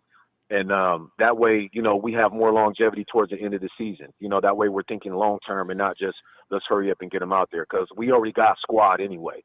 If we take out Jalen Hurd and Dee Ford, we still got top 10 defense. We still got top 10 rated offense at a minimum. So it's like, let's not, feel like we got to throw them out there and just, start getting down all the way. But because they're getting paid. Yeah. But yeah, Seattle's looking shaky, baby. Jamal Adams wants his money. I got argued down. Y'all better pay him. I got argued down to the ground about that, Ellis. I told there's a guy that comes over What's going Twitter. on, Cheat Carroll? Oh God, I knew it. He was being really nice for a minute, though. Tony, I forgot to ask you about that. He was being really nice, Ellis. For a few minutes, he was saying, "Look, I'm here to play for the Hawks. I'm not trying to make waves. I want to be a forever Seahawk." Yeah, he was fluffing it. I want to be a forever Seahawk. And Listen, guys, if he doesn't get paid by camp start, I promise there's gonna be some trouble. You know what it's talking about, Ronbo, man? Jamal Adams is all, and you're saying just what you just said. Jamal Adams is all in. I said, I know, but Jamal Adams is still wanting to get paid. That's why he came over there. He left the Jets because of the money, guys. Exactly. And y'all paying Russ a whole lot of money over there, so y'all better go ahead and, you know what I'm saying, y'all better cut down some of that dough over there and get that man some money. And lastly, Ronbo, I did see the stuff about D-Hop, and I saw Leonard Fournette as well, man. Some of these guys aren't not getting shots. I mean, nah, man. And listen, shout out to everybody who, everybody has a choice, and that's the problem is we want to be able to have a choice, a lot of people. And for those that don't feel like there should be a choice on what you do and that want to be told or want to be directed or controlled, this type of stuff is for people who don't mind that. But for those that want to have a choice on what they put in their body, just like we've been able to do throughout the majority of our lives, I don't think anybody's ever been told what they have to put in their body and don't. We've all done it by choice. So for these things to kind of be forced and to be demanded, is different. So, and like I said, it's an experimental vaccine. So nobody's, if you're not reading the fine print and you're not really researching and looking into stuff, and you're just kind of following the herd, then, I pray for you. You know what I'm saying? But a lot of these fellas are making conscious decisions for their well-being of their health, their long-term health, and their family, and just considering everybody. So, hopefully this doesn't mess up the NFL and we don't start having issues. I was hearing some stuff about guys, teams having to forfeit, take losses for the week and all this stuff. I was like, oh my God, what the hell? The league should put that kind of pressure on. If there's 2 or 3 guys, you don't need to. Maybe they mean if we just can't field enough players. I mean, but I don't know. We'll see. God, that's scary. Yeah, it's kind of shaky there. That's looking a little different. Yes, sir, Brother Ronbo. We're going to go, fam. Thank you. And I love your opinion. We're going to see you Sunday and see what happens. Sir. Yes, sir, Brother Ronbo. Thank you for the platform as always, man. Much love to you. Thank you, production. Man, make sure I hit that like and subscribe. And everybody out there, man, take care. Shout out to all of the Niners, all of the good guys. All of the poo platter. You know what I'm saying? All you guys talking crazy and greasy. Go to bed. Good night, my brother. Good night, Ellis. Niners. There he goes. Peace, man. One of my favorite dads, Ellis. Good night, fam. Clarence, we let's see you. Dee Ford is a bonus. Keep him in plastic wrap till the season, right? Let the young bucks get some fun. Let D be a situational pass rusher. Go. And you know what? I bet that's already understood. I bet you they're thinking that way already. Let's not expose D to any unnecessary. We got plenty of people who can seal the edge, and they do a quite good job of it. So let's just get D out there on the downs that we need him, which is to make that quarterback pass out as soon as he sees D standing over there. And it's TN. Tony Nugget. Tony, would you get in here? Aloha, Ronbo. Aloha, Tony. Man, we haven't talked to you in such a long time. How you doing? I'm doing all right, man. Just been so busy with work, so I haven't been able to really call in. Just been keeping my head down, But the season's getting ready to kick off, and we got training camp coming in next week, and we do got to start plugging back in. It is time, and I am so very excited. What about you? This is what I live for. It's sick to say this. I have family members that, that obsession is not normal. I said, you know what? You don't understand, and you'll never understand, and that's why you have that perspective. And besides that, aren't you a Vikings fan? You don't have anything to get excited. You got no history. Your team's never won a Super Bowl. And pretty soon I alienate myself with family members, And Raider fans in my family, I bother them intentionally. Even when they're not bothering me, I go after them, I love it. God, it's fun being a 49er fan, I feel bad Tony. for those Raiders. You know what? It is fun being a 49er fan. We are definitely a blessed franchise, as it were. Although, ever since the early 2000s, we've had some very lean years overall and some teasers. But this year, though, I tell you, Ronbo, if Dee Ford can actually play, if we can get 17 games out of Dee Ford, and the team, as we always say, stays healthy. If we get 17 games out of Dee Ford, I tell you, this team is 16-1, 15-2 territory. No matter who is the starting quarterback, because we got Bosa on one side and Dee Ford on the other side, crushing every single offensive line they come across, especially the Rams, who have no offensive line. It's going to be so much fun. So where is let's Rudy? Has anybody seen Rudy? He doesn't come in anymore. We don't even get to talk to him anymore. Rudy, come on. That Rams offensive line is going to be in trouble, though, especially if Dee Ford can come out and play. But that all being said, Ronbo, the front office did what they could to actually add depth at that defensive end position. So we got Ebukam, we got year 2 Kinlaw coming up. All in all, Ronbo, I could not be more excited about the way that the season is coming together. A lot of intriguing storylines. We've been talking about quarterback, for the last year and a half, so it's kind of annoying to keep talking about that, crud. But, Ronbo, I just really hope Fred Warner isn't just isn't just fronting the team leader and he's actually saying, no, Dee's going to play, because that would just take us over the top. It's right there, like, because Tony, right there, you know. Because Tony, my question is, if you would just walk through the locker room, the media was running around, and they said, "Hey, Tony, hey, give us a little bit on what's going on with Dee Ford." It looks fine to me. Listen, guys, I really do have to go though. There's some other guys running around in the lock. You avoid the question. If you've got nothing good to say, you're not going to sit there and say something bad about your teammate. But Fred came back, and it sounds like he spent a couple of minutes. I'm not going to do that if I don't mean it. You know, I need to hear that interview he gave. I guess it was on the radio where he talked about that. But the words that he used were pretty strong. It didn't sound like he was shying away from anything. So I don't know. And let's, the reputation on Fred Warner is that he's like a samurai out there. You know, he's like people have said he's smarter than the quarterbacks in the NFL, which very well may be true. It makes sense, I think doesn't he's a man who's he's strategic, and I think he says what he means. And so I don't know. This is me partially wishful thinking, but please let Dee Ford play. Also, Ronbo, your other question about Trey Lance, why Trey Lance hasn't signed his contract yet. Yes. My theory is that the Niners wanted to get Fred, the Fred deal done, and wanted to have the story of this week be Fred Warner to the record extension for a linebacker in the NFL. So next week, come Monday, when the day training camp opens, they're essentially going to point to Trey and say, he's signed now. He's a 49er for 4 years plus one now. So here it is. I think it's a media strategy. You think so? And that next week it's going to happen.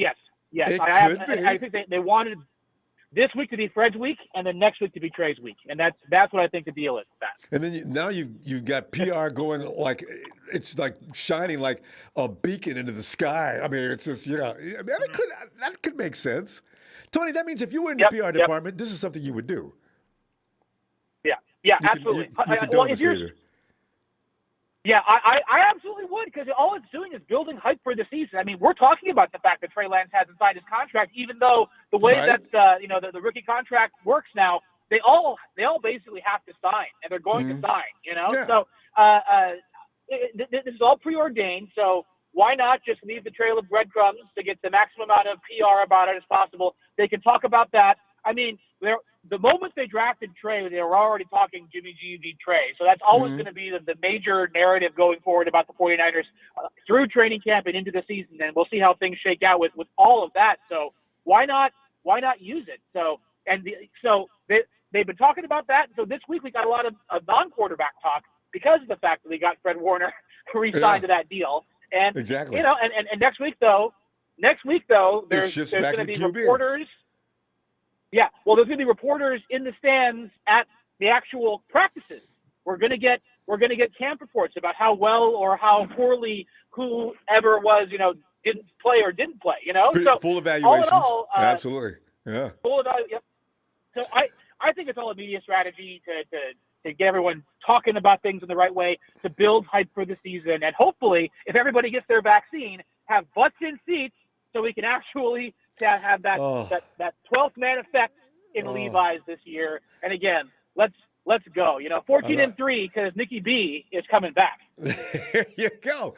And that's very funny because you mentioned that. And here's the thing: you look now at the fact that the 49ers are, as I mentioned, it's so much fun to be a 49er because each and every year, I don't know. I used to think it was my imagination, but we do draw a lot of media attention.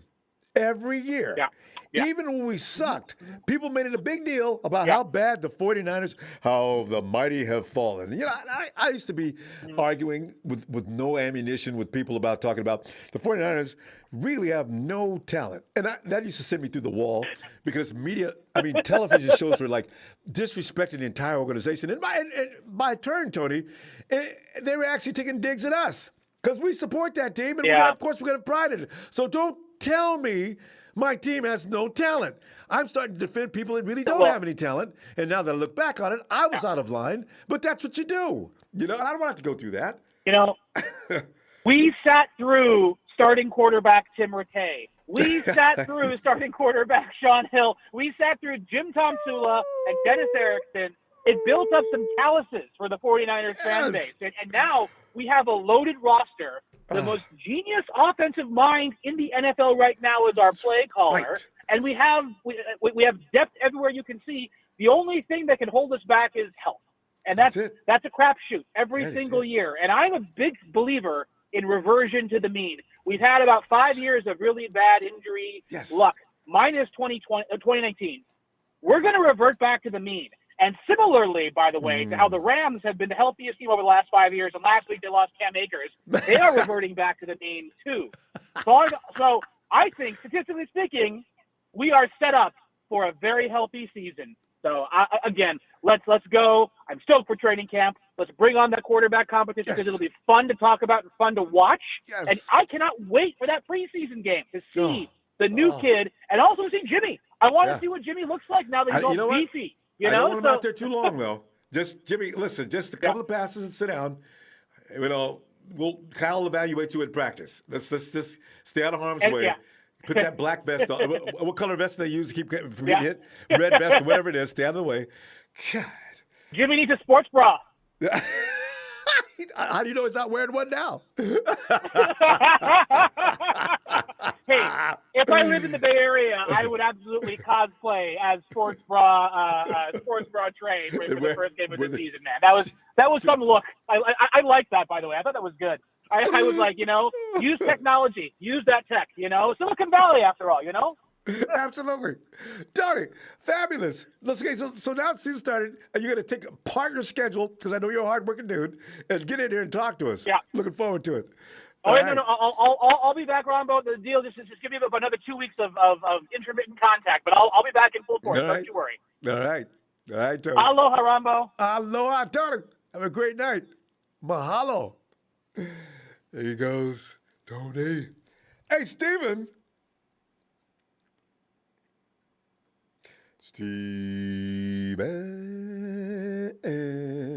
What's happening, Ronbo? Steven, I'm and I don't know, you probably already noticed, I'm seeing your name in the comments section as I go through there every now and then after the show is over. And have you noticed some of the things that people are saying? I'm going to start defending you because you're entitled to your opinions, and people don't need to mash on you like that. I don't care what people say, man. I mean, they're all over you about Josh Allen, and there's been a couple of things. I think, I've seen. Oh, not Josh Allen, Josh Rosen. Josh Rosen. As I keep looking down through there, Steven this, Steven this. Steven's established himself now as one of the major players. I got to remember to tell him about that next time I get him on the phone. So, Steven, I like that though, because you draw, you draw an attention that's really fun. Steven, what are your thoughts on Dee Ford and the Trey signing? And what Tony just came up with is pretty brilliant as well. But what are you thinking? Man, I'm a little iffy about Dee Ford. Can I trust him?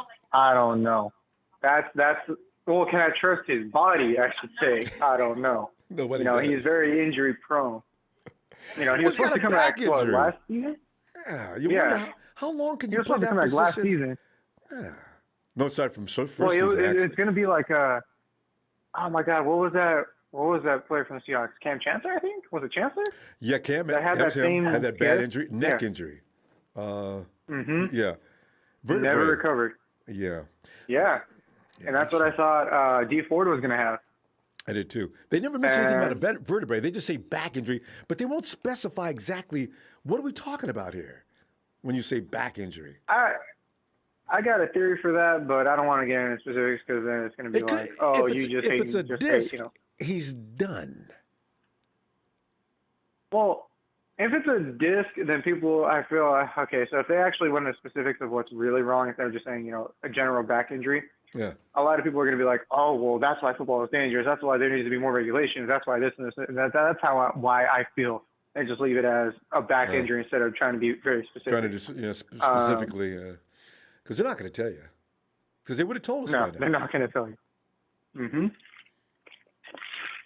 After Trey Lance not signing that, that has to be on his agent. Let's be real on Ronbo. That definitely has to be on the agent.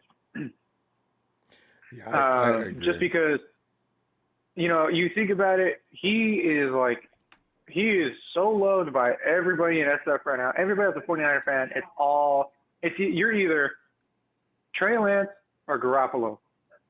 And here's my happy ass going for the odd man out, Rosen. But no, I mean, to be honest, Ronbo, I'm always going to side with Rosen out of all of them because, he's accurate. He's got a really crazy good arm. I can't wait to see what he actually does in the NFL with a good team. Mm-hmm. And, it's something I'm really happy to see during the preseason. Because, like I said, Nate Sudfeld, that dude, I don't even know why he's here. I think it's just for practicing. That's it. But outside of that, he's just an empty body with a number on it. Now, do I think he's going to sign soon? Yeah. Because eventually it's going to be, hey, bro, you're trying to take money from my plate, and I'm not signed yet, and you're the reason why it's going to happen. So eventually he's going to take a deal, and the agent's going to have to swallow the pill. Mm-hmm. Because you got to call the agent off if it really is anything other than what Tony was talking about. It's all a PR move. It's just to keep the public on their toes. It was Fred Warner week this past few days, and next week you go ahead and it's going to be Trey Lance week. It could be all a strategic ploy to get the public to really stay on their toes. That's what I'm thinking. Yeah. But one key thing that I want to take from the last call on Wednesday that I'm going to bring over, and one of the callers brought it up, and I agree with that. Josh Rosen did have an ego. And I think at this point, late in his career, it's either do or die. We are a team that is a do or die situation. We either make it or we break it this year. That's it. We have everybody we need. All the power we have is in our hands. We have really great QBs, really great running backs, really great wide receivers. Defensive backs, we're stacked.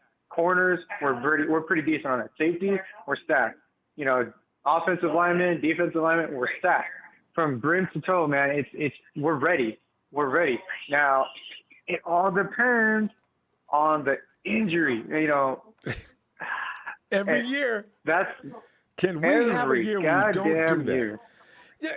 Hey, Steven, even in 2019 season, we were riddled with injuries. We lost some key players.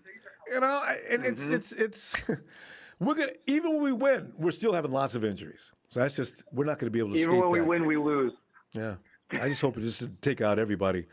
They got the wrong everybody's, So, because, George is going to go down. Mostert's going to go down. I have a feeling if Jimmy stays if he does start, I think he stays on the field because now he's got an offensive line that probably pretty much will protect him. Plus, that guy's a man on a mission. I can't wait to see what he looks like this year. But the thing is, he should stay on the field this year, do that protection. He's got receivers where he doesn't have to stand there and hold the ball and wait. He should be able to count 1, 2, 3, let it go. Everything's into place for him to succeed.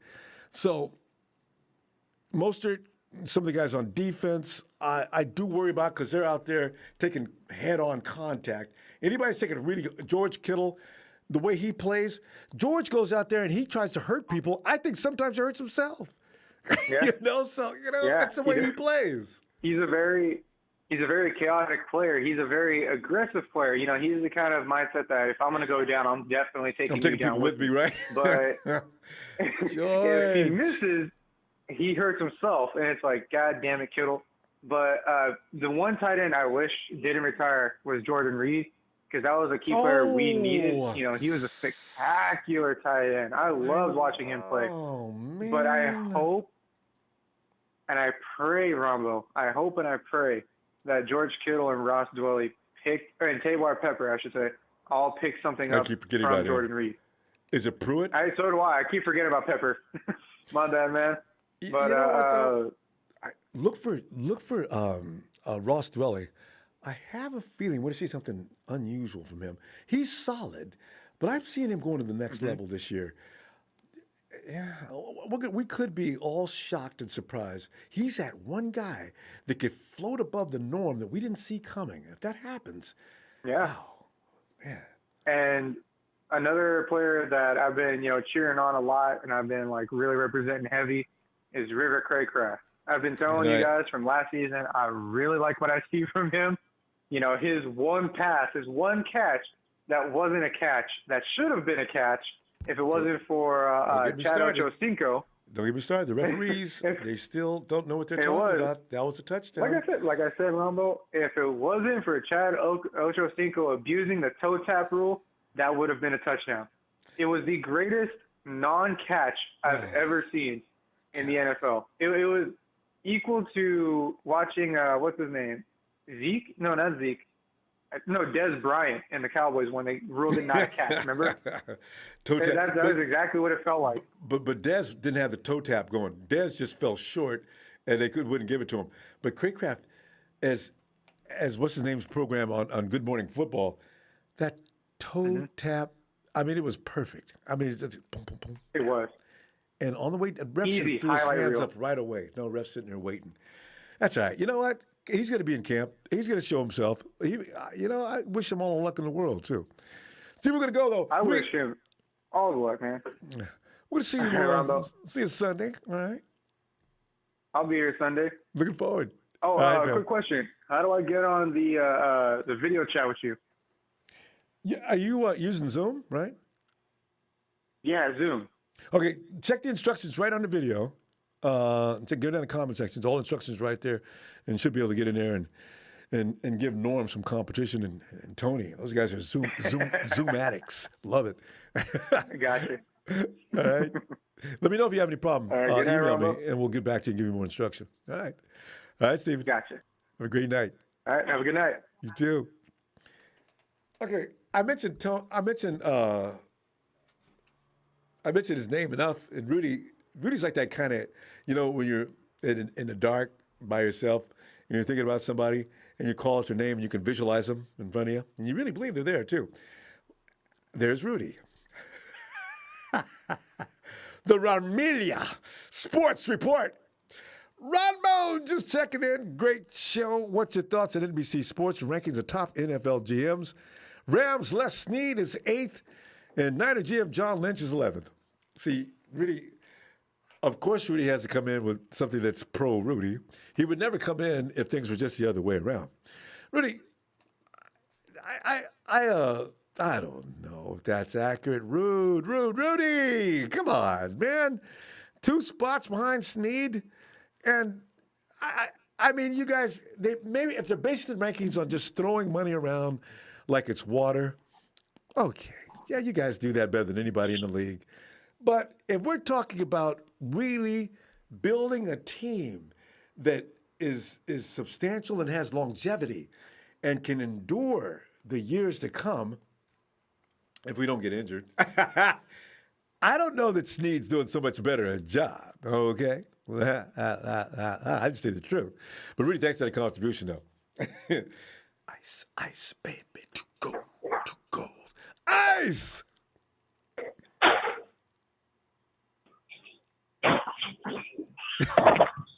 Ice. Yo, what up, bro? Ice, would you that noise? Hello? Oh yeah, can you hear me, Ice? Oh, I heard some slamming going on. I was reminded of my dad used to go in the refrigerator. Ice, how do you feel about banana pudding? I love it. See, I used to be that kid. Yeah, my friend to the south, man. You know, the thing is, I'm that kid who used to go in, and every guy is serving a banana pudding, and I'd go in when nobody's looking, I'd sneak and try to round around the edges. I'd try to keep eating it, and pretty soon it's down to a point where clearly there's not much pudding left. My dad would always come in, I hear a few bad words. Ronnie!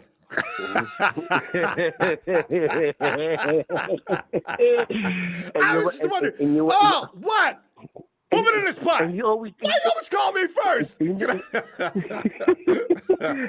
know what? And you think you got over and they ain't seen nothing. They know what we doing before we even do it. I know you can't be a child. They know you better than you man, do. I'll tell you something. For real. Man, I see all the news, brother, man. Bro, I tell you. They was just talking about NFL.com, I think it was Jamal Adams. Since he's looking to get that same kind of money or even more, then I want that. Oh, I- no. He's a safety though. Is he asking for Fred money? Yeah. He I wants gotta to go be the check. highest paid safety. Yeah, he wants to be the highest paid safety in the league. They got a problem. Yep. They got a problem. Yeah, Big I'll tell you something. Who's the highest paid safety They now? go with, I have no idea. That's a good question. But he's got to be around 17, 18. It might be Ramsey, maybe. Ramsey's not a safety though. Randy's corner. Corner. But corner safety almost the same thing. But the DB. DB, if they go by DP prices. I'm not sure. Yeah, true. I don't know. I've never really heard of a safety really getting that kind of money, though, actually. Have you? See, It he's was going to be raised the around same 10. thing as with George Kittle. George Kittle was a multifaceted player. He had more dynamics Correct. than everybody on the field. Correct. Jamal almost fits into that, but Jamal's coverage skills aren't all that good. But when it comes to wrestling the quarterback and stopping the run and stuff like that, He's very physical. He's more of a physical type of safety versus a cover guy. He can cover, but he covers deep good. Yeah. He's not a bad cover. He's not subpar. He's a good cover guy. Not a great, but good in situations, depending on how things go. But not top overall, paid in the league, you know. Really. What he's asking overall, for. you know what though? Exactly. You know, and they set the standard with that deal. But we was talking about Dee Ford and the quarterback thing. You know what? Dee Ford had little injury things going on when he was in Kansas City, and that was the concern.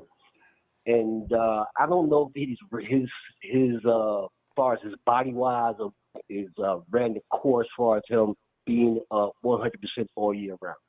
That's the big question mark for him, I would say.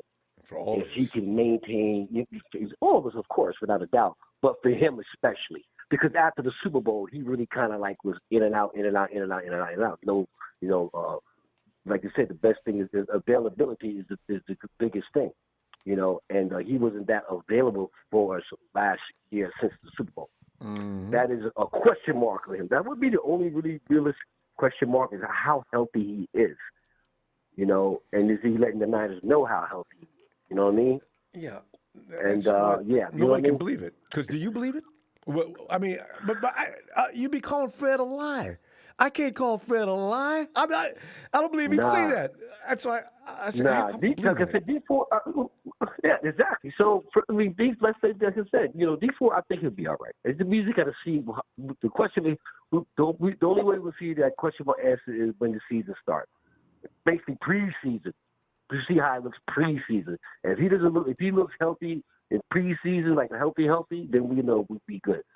Well, the quarterback situation, you know what? I just think we need to let us see how this thing plays out from now until in the preseason. And I think that's what this decision will break down to with Shanahan.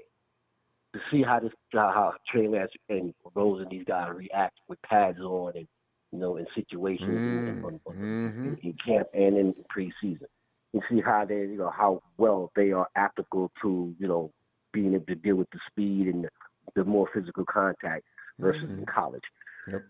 So that, and I think if he shows, only thing I can say is for him to take Garoppolo's job, he's got to take the job. He just can't just get it because he got third round pick. That ain't happening. It's not like we don't have a quarterback. Especially with this team. Now he got to. Exactly. So if he show out, even if he show 80%, 70% of good looking, showing out, making good decisions, and just doing his thing like he did in college, like he just on another level, Garoppolo's got a problem. That would be the only way I think Shanahan will really, really be like, we got to start this kid. You know what I'm saying? That's like a Jordan type of thing. Like, yo, this guy got to get the bird.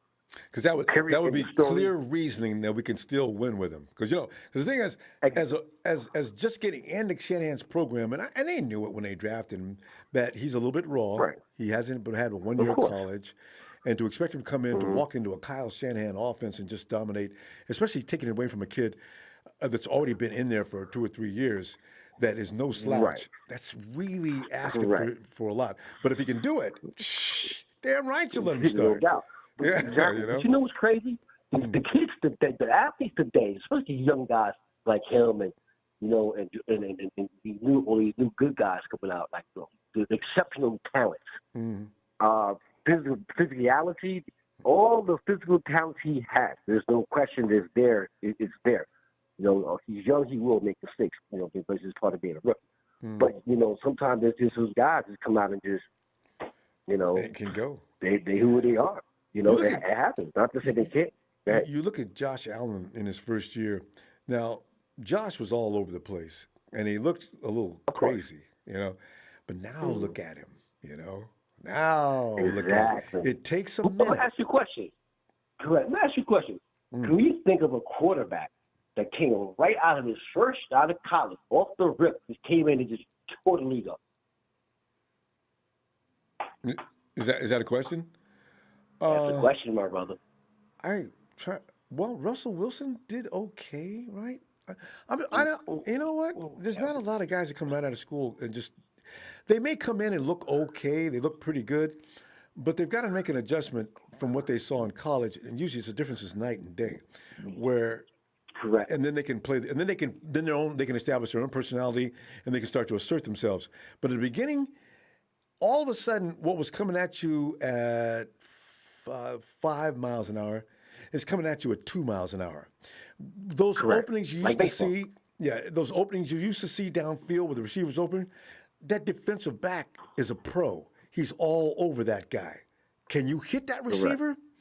And the schemes are going to run against you. You've never seen them before. Correct. All of a sudden, you're looking up at the sky like, damn, okay, I'll be ready for that next time. But everything's a rep. It's all about the reps. Peyton. I could tell you one guy. There was one guy, the first year he came out with Dan Marino. First season. I can't think of anybody like that. Even Joe Montana struggles a little bit. I mean, he wasn't Joe Montana. He wasn't Joe. He was just Joe Cool to like his third season. I think it was. Third year. Joe Cool. It takes a minute. Yeah, bro. Mahomes is a good example. But Mahomes, second year. Mahomes had it the whole time. Yeah, he was second year. He had it the whole time. He had, but he. You know what? This is the thing, though. Every year since Mahomes to the draft, the young quarterbacks coming out much more better and more hungrier. You know what I mean? So we see more of a. Did you mention Peyton Manning? Yeah, Peyton. Yeah, he had trouble when he first came in.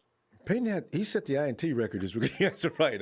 Exactly. He had man. That dude had problems his first season. Even his brother. They both did. I know.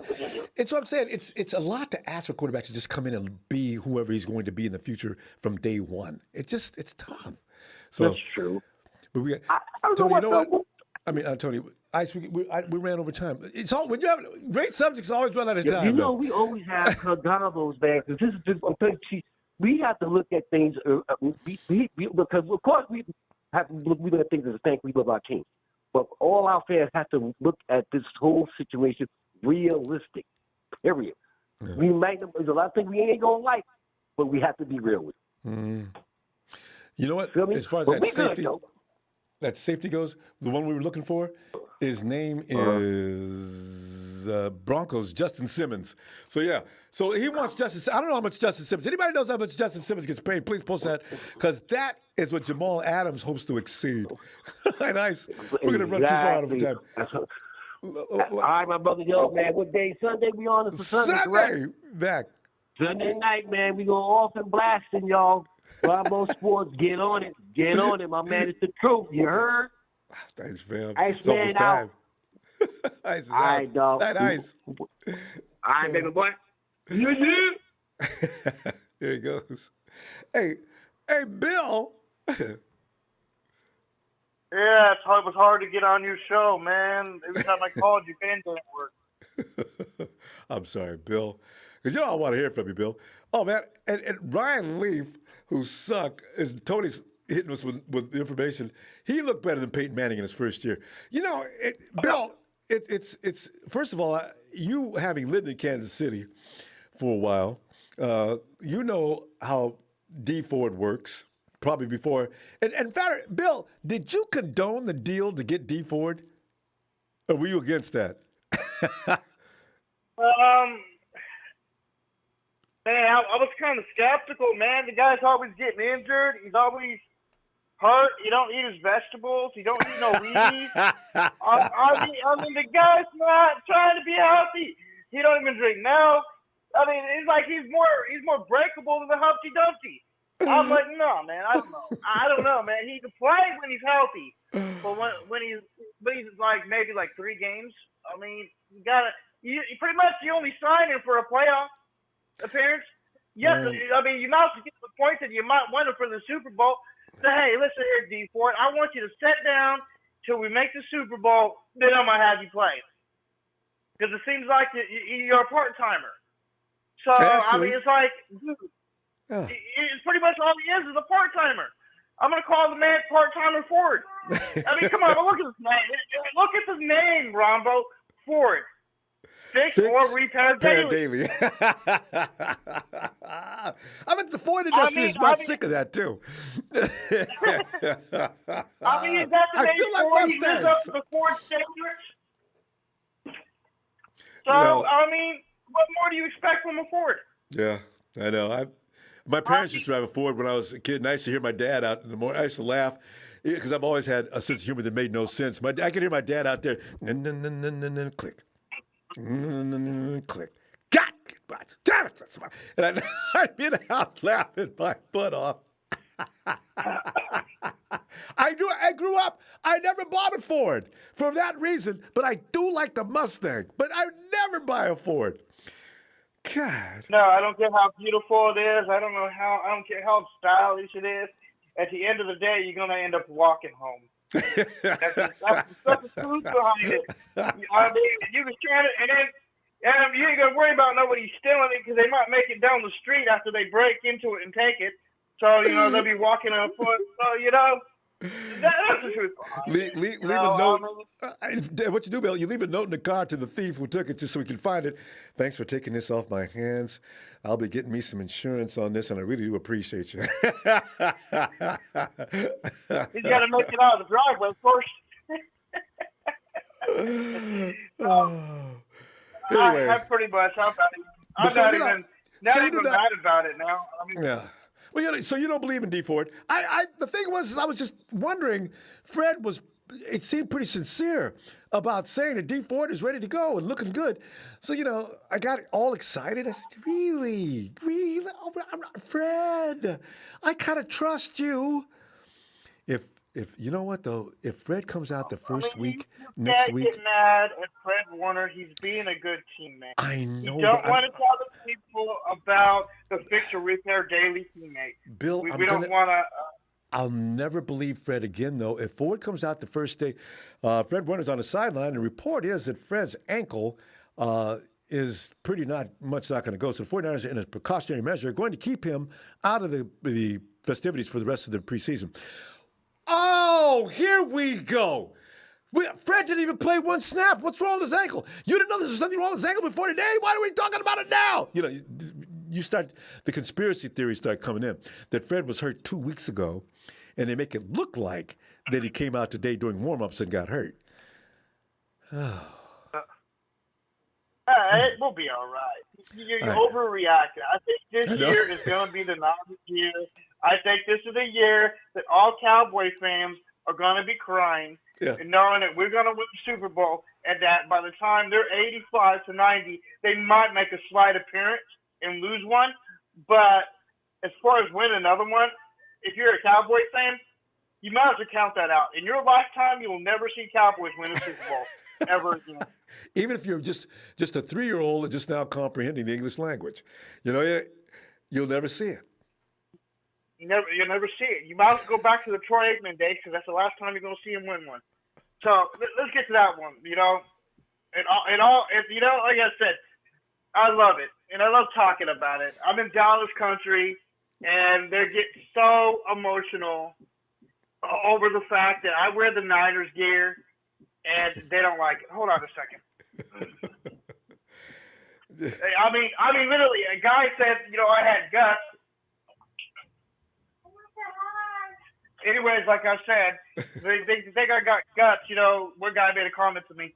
Now I'm all dressed up in Niner shoes, Niner hats, Niner shirt. If they had pants, I would wear it, but I haven't seen any 49 jeans. They got some pajama bottoms. Yeah. I'm not gonna walk around in pajama bottoms in the middle of. If it antagonizes the Cowboys, I would. Just so they could stop me asking what my problem is. I got another wallet, so I would deck out in all Niner gear and just to make them mad and just to poke at them and let them know, I want us to win one so I can wear it all Super Bowl victory right in Cowboy Nation. If I could, I would host a parade for our team right here in Texas. Right in Cowboy Nation, just to taunt them. I don't like Cowboys that much. I hate them as much as I hate the Chiefs. The thing is, though, the preseason hype has the Cowboys as being contenders already. In fact, they're supposed to have one of the best offenses in the NFL. But, Bill, here's my question about that. Why is it in that 2019 season, they were always talking about Dak was like the shiznit, and they were beating nobody. They were losing to every team over 500. The Washington football team has got a defense that's going to hurt them. The Giants now have a defense that's going to hurt them. Now, if their defense is going to play like they've been playing, where does the media get off assuming that they're going to be contenders? I don't understand. It's because you know what? Cowboys are America's team. I said, you guys in that America's team, it's time to stop it. And for the record, the Cowboys stopped being America's team. I mean, 94 should have been the last year that was even discussed. God. Well, I hate to say this, and I'm going to say this in a funny way. We had circuses back in the day. You don't hear of circus anymore. Well, we have circus. It's true. The Cowboys is the nowadays circus of the National Football League. If you want to go see some clowns play, you want to go see some elephants, you want to go see some giraffes, go to the Cowboy game. There's your circus. You got Jerry Jones. He's the biggest clown of all. Oh, ain't he? I mean, go to the Cowboy game. I mean, he looks goofy. I mean, what? He don't want to win a Super Bowl. He wants to tell the fans how much he's going to win a Super Bowl and not even make it. Of course they got them picked to win the Super Bowl to make it apparent. And my man, it ain't going to happen. And my favorite thing, and my favorite with Jerry, is when Zeke, Dak, all those guys, they ask for these huge pay raises, and Jerry's always caught in the media. Jerry Jones and his buddy were at some party all laughing about Dak asking to be the highest paid quarterback in the NFL. I said, they were laughing? Well, how could we pay Dak anyway? That's just a joke. Jerry, you should have told Dak, when you perform like a $40 million man, then I'll pay you $40 million. In the meantime, stop bothering me, and you take this. They were hoping. Or something, They were hoping. They were hoping to keep Andy Dalton as a Cowboy for life. Andy Dalton, I heard, was from Lubbock, Texas. So he was a Texan. They wanted a Texan as quarterback. They loved their redheaded stepchild. But fortunately, he didn't want to be part of the organization anymore because he knew the harsh reality of the truth. When he signed, Jones he looked into the locker room. I'm never going to win a Super Bowl with this team. Someone else. That's why Andy Dalton left the Cowboys, because they're never going to do anything. No matter if he sucks or not, his chances of winning the Super Bowl went from 3 to 0. Cowboys have become our favorite whipping child. Bill, we got to go. I'll look for you Sunday and try to get you in as quick as possible, all right? Hey, I want you to do me a favor. What's that? I want you to give me a 40-money shout-out. And, I ain't heard you sing it in a while. I'm going to let your kids go off to be Cowboys. Mama, don't let your babies grow up to be cowboys. None of me doctors and lawyers and pimps, anything but a damn cowboy. Hey, are you ready? Where's it? Niners!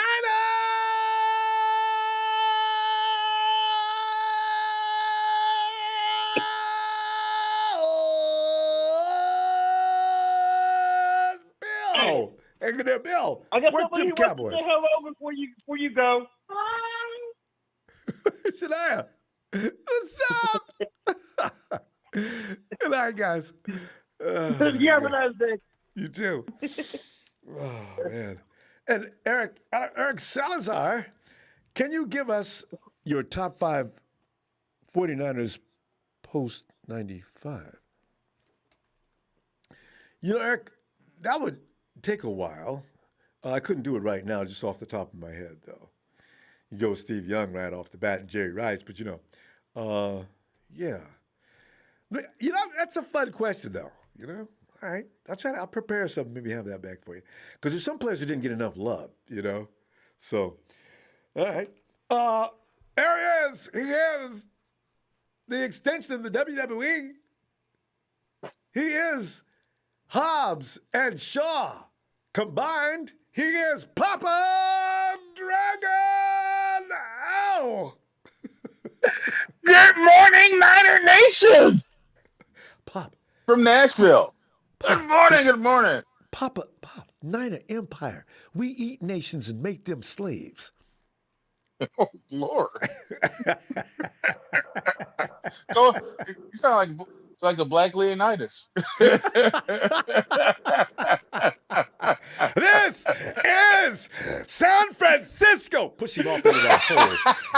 Man, that was a scary scene, wasn't it? Now, I'm just saying, if that's the case, you know they would have thrown Dee Ford into that big old heap of scrubs a long time ago. Man, D. I mean, from your perspective, and Pop, you being a player, now Dee Ford has. I often wonder, does he get together with his boys every now and then? D, man, as they're giving each other 5, man. You ain't played, but how many downs since you've been in San Francisco? How much money you got? Man, let me borrow some money. You know, because the thing is, D has gotten paid grand theft dough and played not one season yet.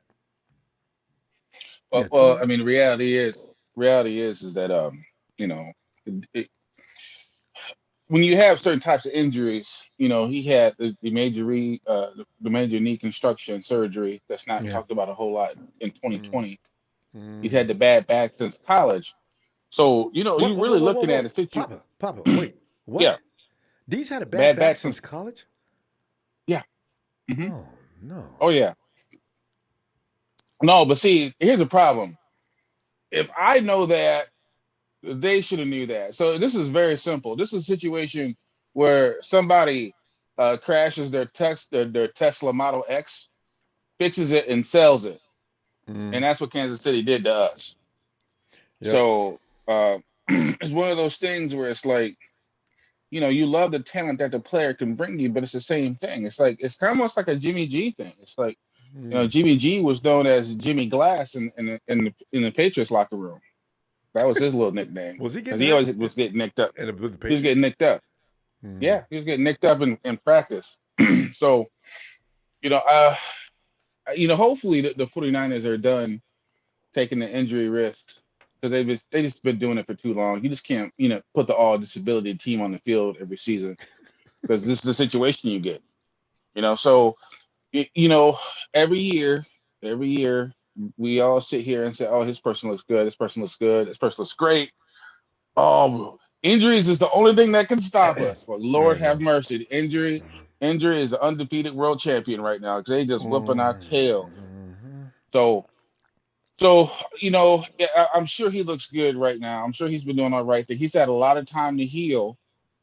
So, like I said, I think you bubble wrap him during week. I heard someone say, let's see what he looks like in preseason. Oh, Lord, no. He don't touch the field in preseason.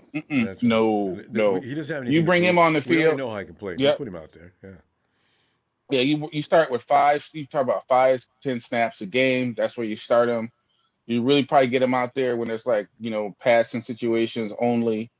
And, mostly in that second half when he's fresh. So, it's going to be up to Ebukam to really kind of balance that out. I think is going to be like, the extension of Dee Ford, if he just doesn't outright take his job. So we'll see on that. As far as the quarterbacks go, 80% of the quarterbacks are unsigned right now. None of the rookie quarterbacks are signed. And the NFL has always been, all about the first guy signing first. Yeah, he's got to sign first. Yeah, the third round pick's not going to sign before the first round pick.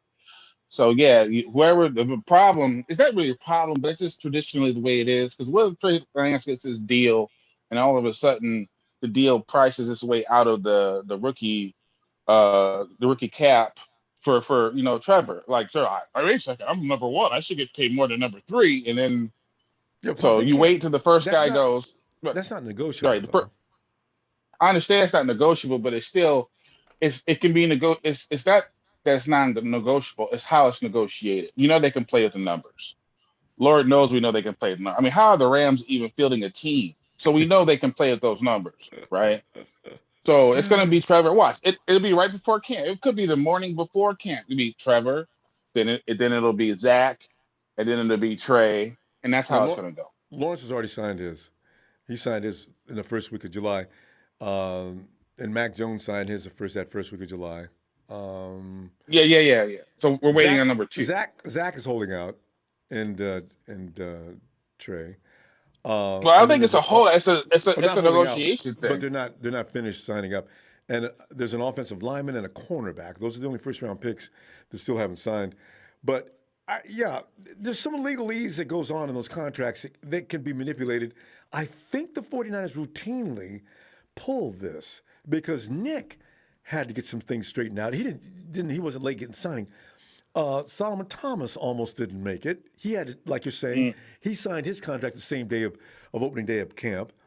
And now we wish he wouldn't have, but yeah.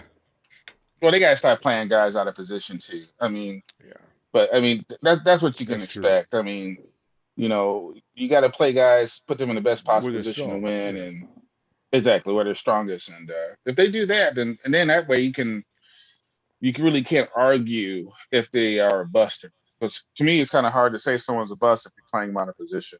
Mm-hmm. But people do it anyway. So so we'll see how that goes. But I'm not worried about Trey as far as his contract goes. I'm probably more worried about his play. More worried about the psychology of the game. And as far as D goes, he's just unfortunately D is just like I say, man. He's like it's just going to be a screw loose here, screw loose there. Battery won't charge this time. Flat tire here. It's going to be like that. Yeah, it's going to be like that for him for the rest of his career. He's not at the beginning of his career. He's at the kind of the apex of his career. He's on the downside. Exactly. Yeah. So it's like it is what it is. But yeah, I mean, you love the fact that Fred Warner is going to bat for him. So. Fred sounded so enthusiastic. I said, "Oh, damn, he must be looking good to anybody." I mean, there's not one of us that doesn't think that Fred is laying up, screaming in the middle of the night, or jumping out of bed. Hey, Poppy, I know you've had these injuries too. You know that injury you get that all of a sudden it wakes you up at 3:00 in the morning, and suddenly you can get up on your feet so quick, and then you realize you got to keep that leg stiff or whatever it is to keep it hurting. You're rested. Well, that's what I'm saying. Exactly. Oh God, what's wrong with you? My leg. If you can't play football, then you need to stop playing. Your parents are the next room. I'm just saying, man. Under the best of circumstances, you're not walking too well after a game. You're not waking up the next morning without being in some kind of pain, and that's without an injury. So it's like if you have like a back or some kind of a joint thing that you get, like I have. As soon as you lay still. Yeah, the only lingering thing I got is a toe. So. No, and that's you get the feet, but Pop a big toe. Anytime the foot, I mean, your whole body, the foot stops all action. As soon as anything wrong with your foot, toe, and studying martial arts as long as I did, every now and then, I had a toe that got jammed one time in a perfect block. It aches even now. There's nothing wrong with that toe. They said it. It's not broken anymore or anything. Every now and then it shows me. Yep. Yeah, I'm still here, bro. Yeah. Did you see North Dallas 40, that movie? Yeah. Remember those guys? That was hilarious watching them. They had to actually, dudes got out of bed one part at a time. I'm saying it's like that, man. Or you gotta have the right kind of bed. I mean, I'm talking about these athletes, man. It's like even today, it's like when I started looking for stuff, I started getting a lot of hints from players who's played the game, and these guys are sleeping on $4,000 mattresses. They have to, and you're like. You have to. You have to, and I'm sleeping on like a knockoff $4,000 mattress, but it works. But if it works, yeah. But yeah, now It works. these memory bands that adjust and everything. That's what those guys have Yep. to have because their bodies Have to all have it. put out a joint. Yep. A Yep. chiropractor will Joints. tell you that your body is totally out of alignment, which is going to lead to pain, nerves, and things like that are going to get involved. We can do this for you. Right. We can do that for you. I've heard those horror stories. Wow. See, football is not meant to be played. Frank Gore, oh, I feel bad for him. When Frank finally does stop playing, he's going to be one of them dudes that's going to be like, I got to go to my doctor like twice a week to get myself lined back up in order, else I can't walk. Maybe though, because it's like some of these guys really know how to take care of themselves. Because Frank had two complete reconstructive knees before his career started in the NFL, and he had a great and it's career. like, still trying to play. and I was hanging out with Barry Sanders once, and I was talking to him about injuries. He never got injured. He got injured one time. He sprained a knee. And he definitely got away from the game at the right time. And that's what he said. He said, hey, if I'm going to lose, if I'm going to keep losing like this, I'm not tearing myself up over it. So he left, but he's like super healthy. It's like you wouldn't even know it was him because he's like about 170 pounds now, 175 pounds. And he's like a little guy, but it just depends on how you take care of yourself, really. That's the biggest thing. The players that really invest in their health, 24/7 in that recovery, the specialized ice baths and frost this, frost that. Those guys will be all right. But like Joe Staley, I think Joe Staley outside of his spine, because he lost about 50, 60 pounds. I know Joe Staley. Yeah, he looks good. Yeah, he looks good. I think he'll be all right. And don't get me started on Alex Smith. He's had it worse than anybody else. Or Alex Smith. Woo. So it's no joke. Yeah. There's been but you just feel like linemen are the guys that I feel bad about. Like you mentioned Joe Staley. God, man, the Bosa brothers, man, they can't keep getting things. Whew, man. Well, you know what? Their dad, I don't remember him getting. I remember hearing anything about him getting banged up a lot. But he seems to be. Yeah, it's a different day, though. It's a different day, though, man. Defensive players are so much more athletic than the offensive players now. You're right. At least on the line, and all that stress you put on your body because being that physical, that fast, and that strong, and the human body wasn't really designed to do what they're doing with it. Crashing each other at high speed with pads. Pop, this is why European-style rugby and stuff like that, it's actually healthier than NFL football, even though we wear pads, because they have techniques that they use that are not going to be life-threatening to you in the future. So, some of the best tackling I've ever seen has been from rugby league players. Perfect technique. Yeah. Like that guy we got playing, our kicker, that tackle he made, remember that? I forget which game it was. The dude was coming down the field, waltzing all through our people. All of a sudden, he got stopped. Just blew up by the kicker. I know. It was no more running around. All of a sudden, the dust clears, and that's Wisnowski getting up. I said, "What?" I was like, "Put him in safety." I was like, "Put him in safety." That dude's man in safety right now. Not another step. Wham! I said, but if the 49ers can stay healthy, which is a huge if, because it's the NFL.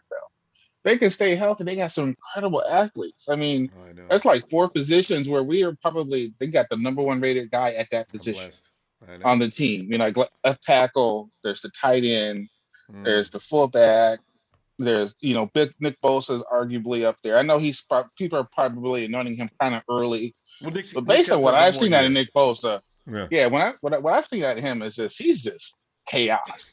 He is chaos. I caught him. And there's other ways to extend it. He is. You see all that dust and everything flying and bodies flying out of the heap. Oh, that's Nick in the middle. He's something else. He's something else. If he can hold up. But then sometimes it's a position change too. It's like, that's why it's like, I almost wish they would just switch to a 3-4, because if Nick stood up the whole time, then it's harder to get a shot on him, by offensive linemen. So it would kind of extend his career a little bit. But we'll have to see how it plays out, man. With the new defensive coordinator.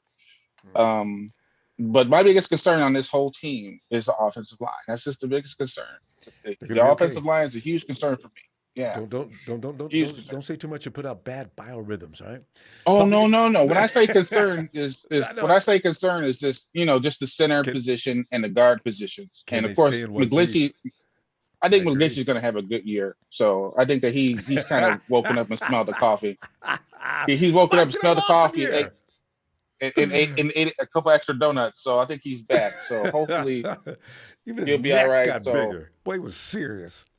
Yeah, I'm just saying, you have a problem on your offensive line when I'm grading out, Laketon as the number one offensive lineman during the Super Bowl. That's a problem. That's not good. I agree. That's not good.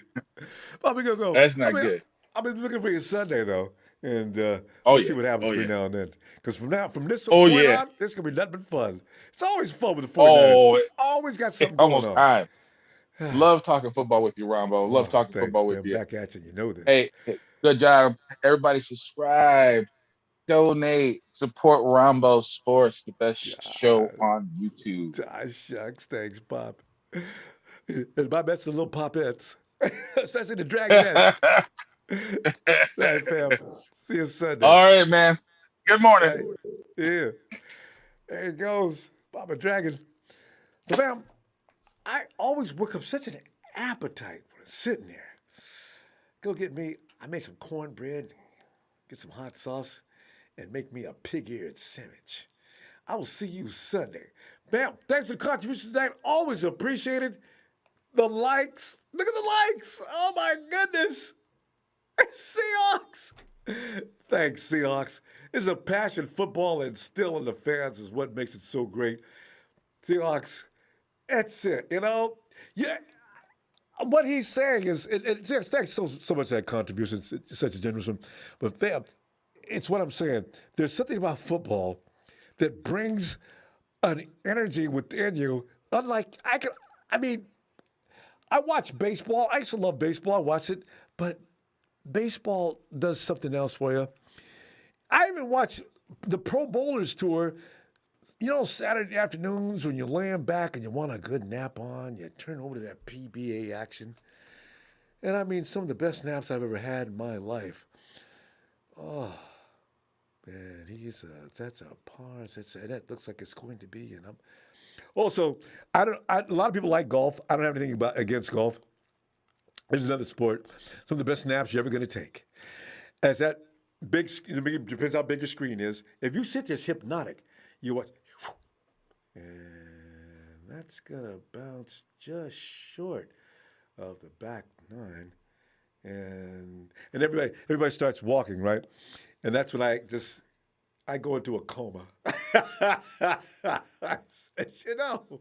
This PBA and PGA action, if I want to do an alternative to taking sleeping pills, I'd make videos of that and give this to people and just tell them, look, just stare at that screen for a few minutes. It's hypnotic how it goes.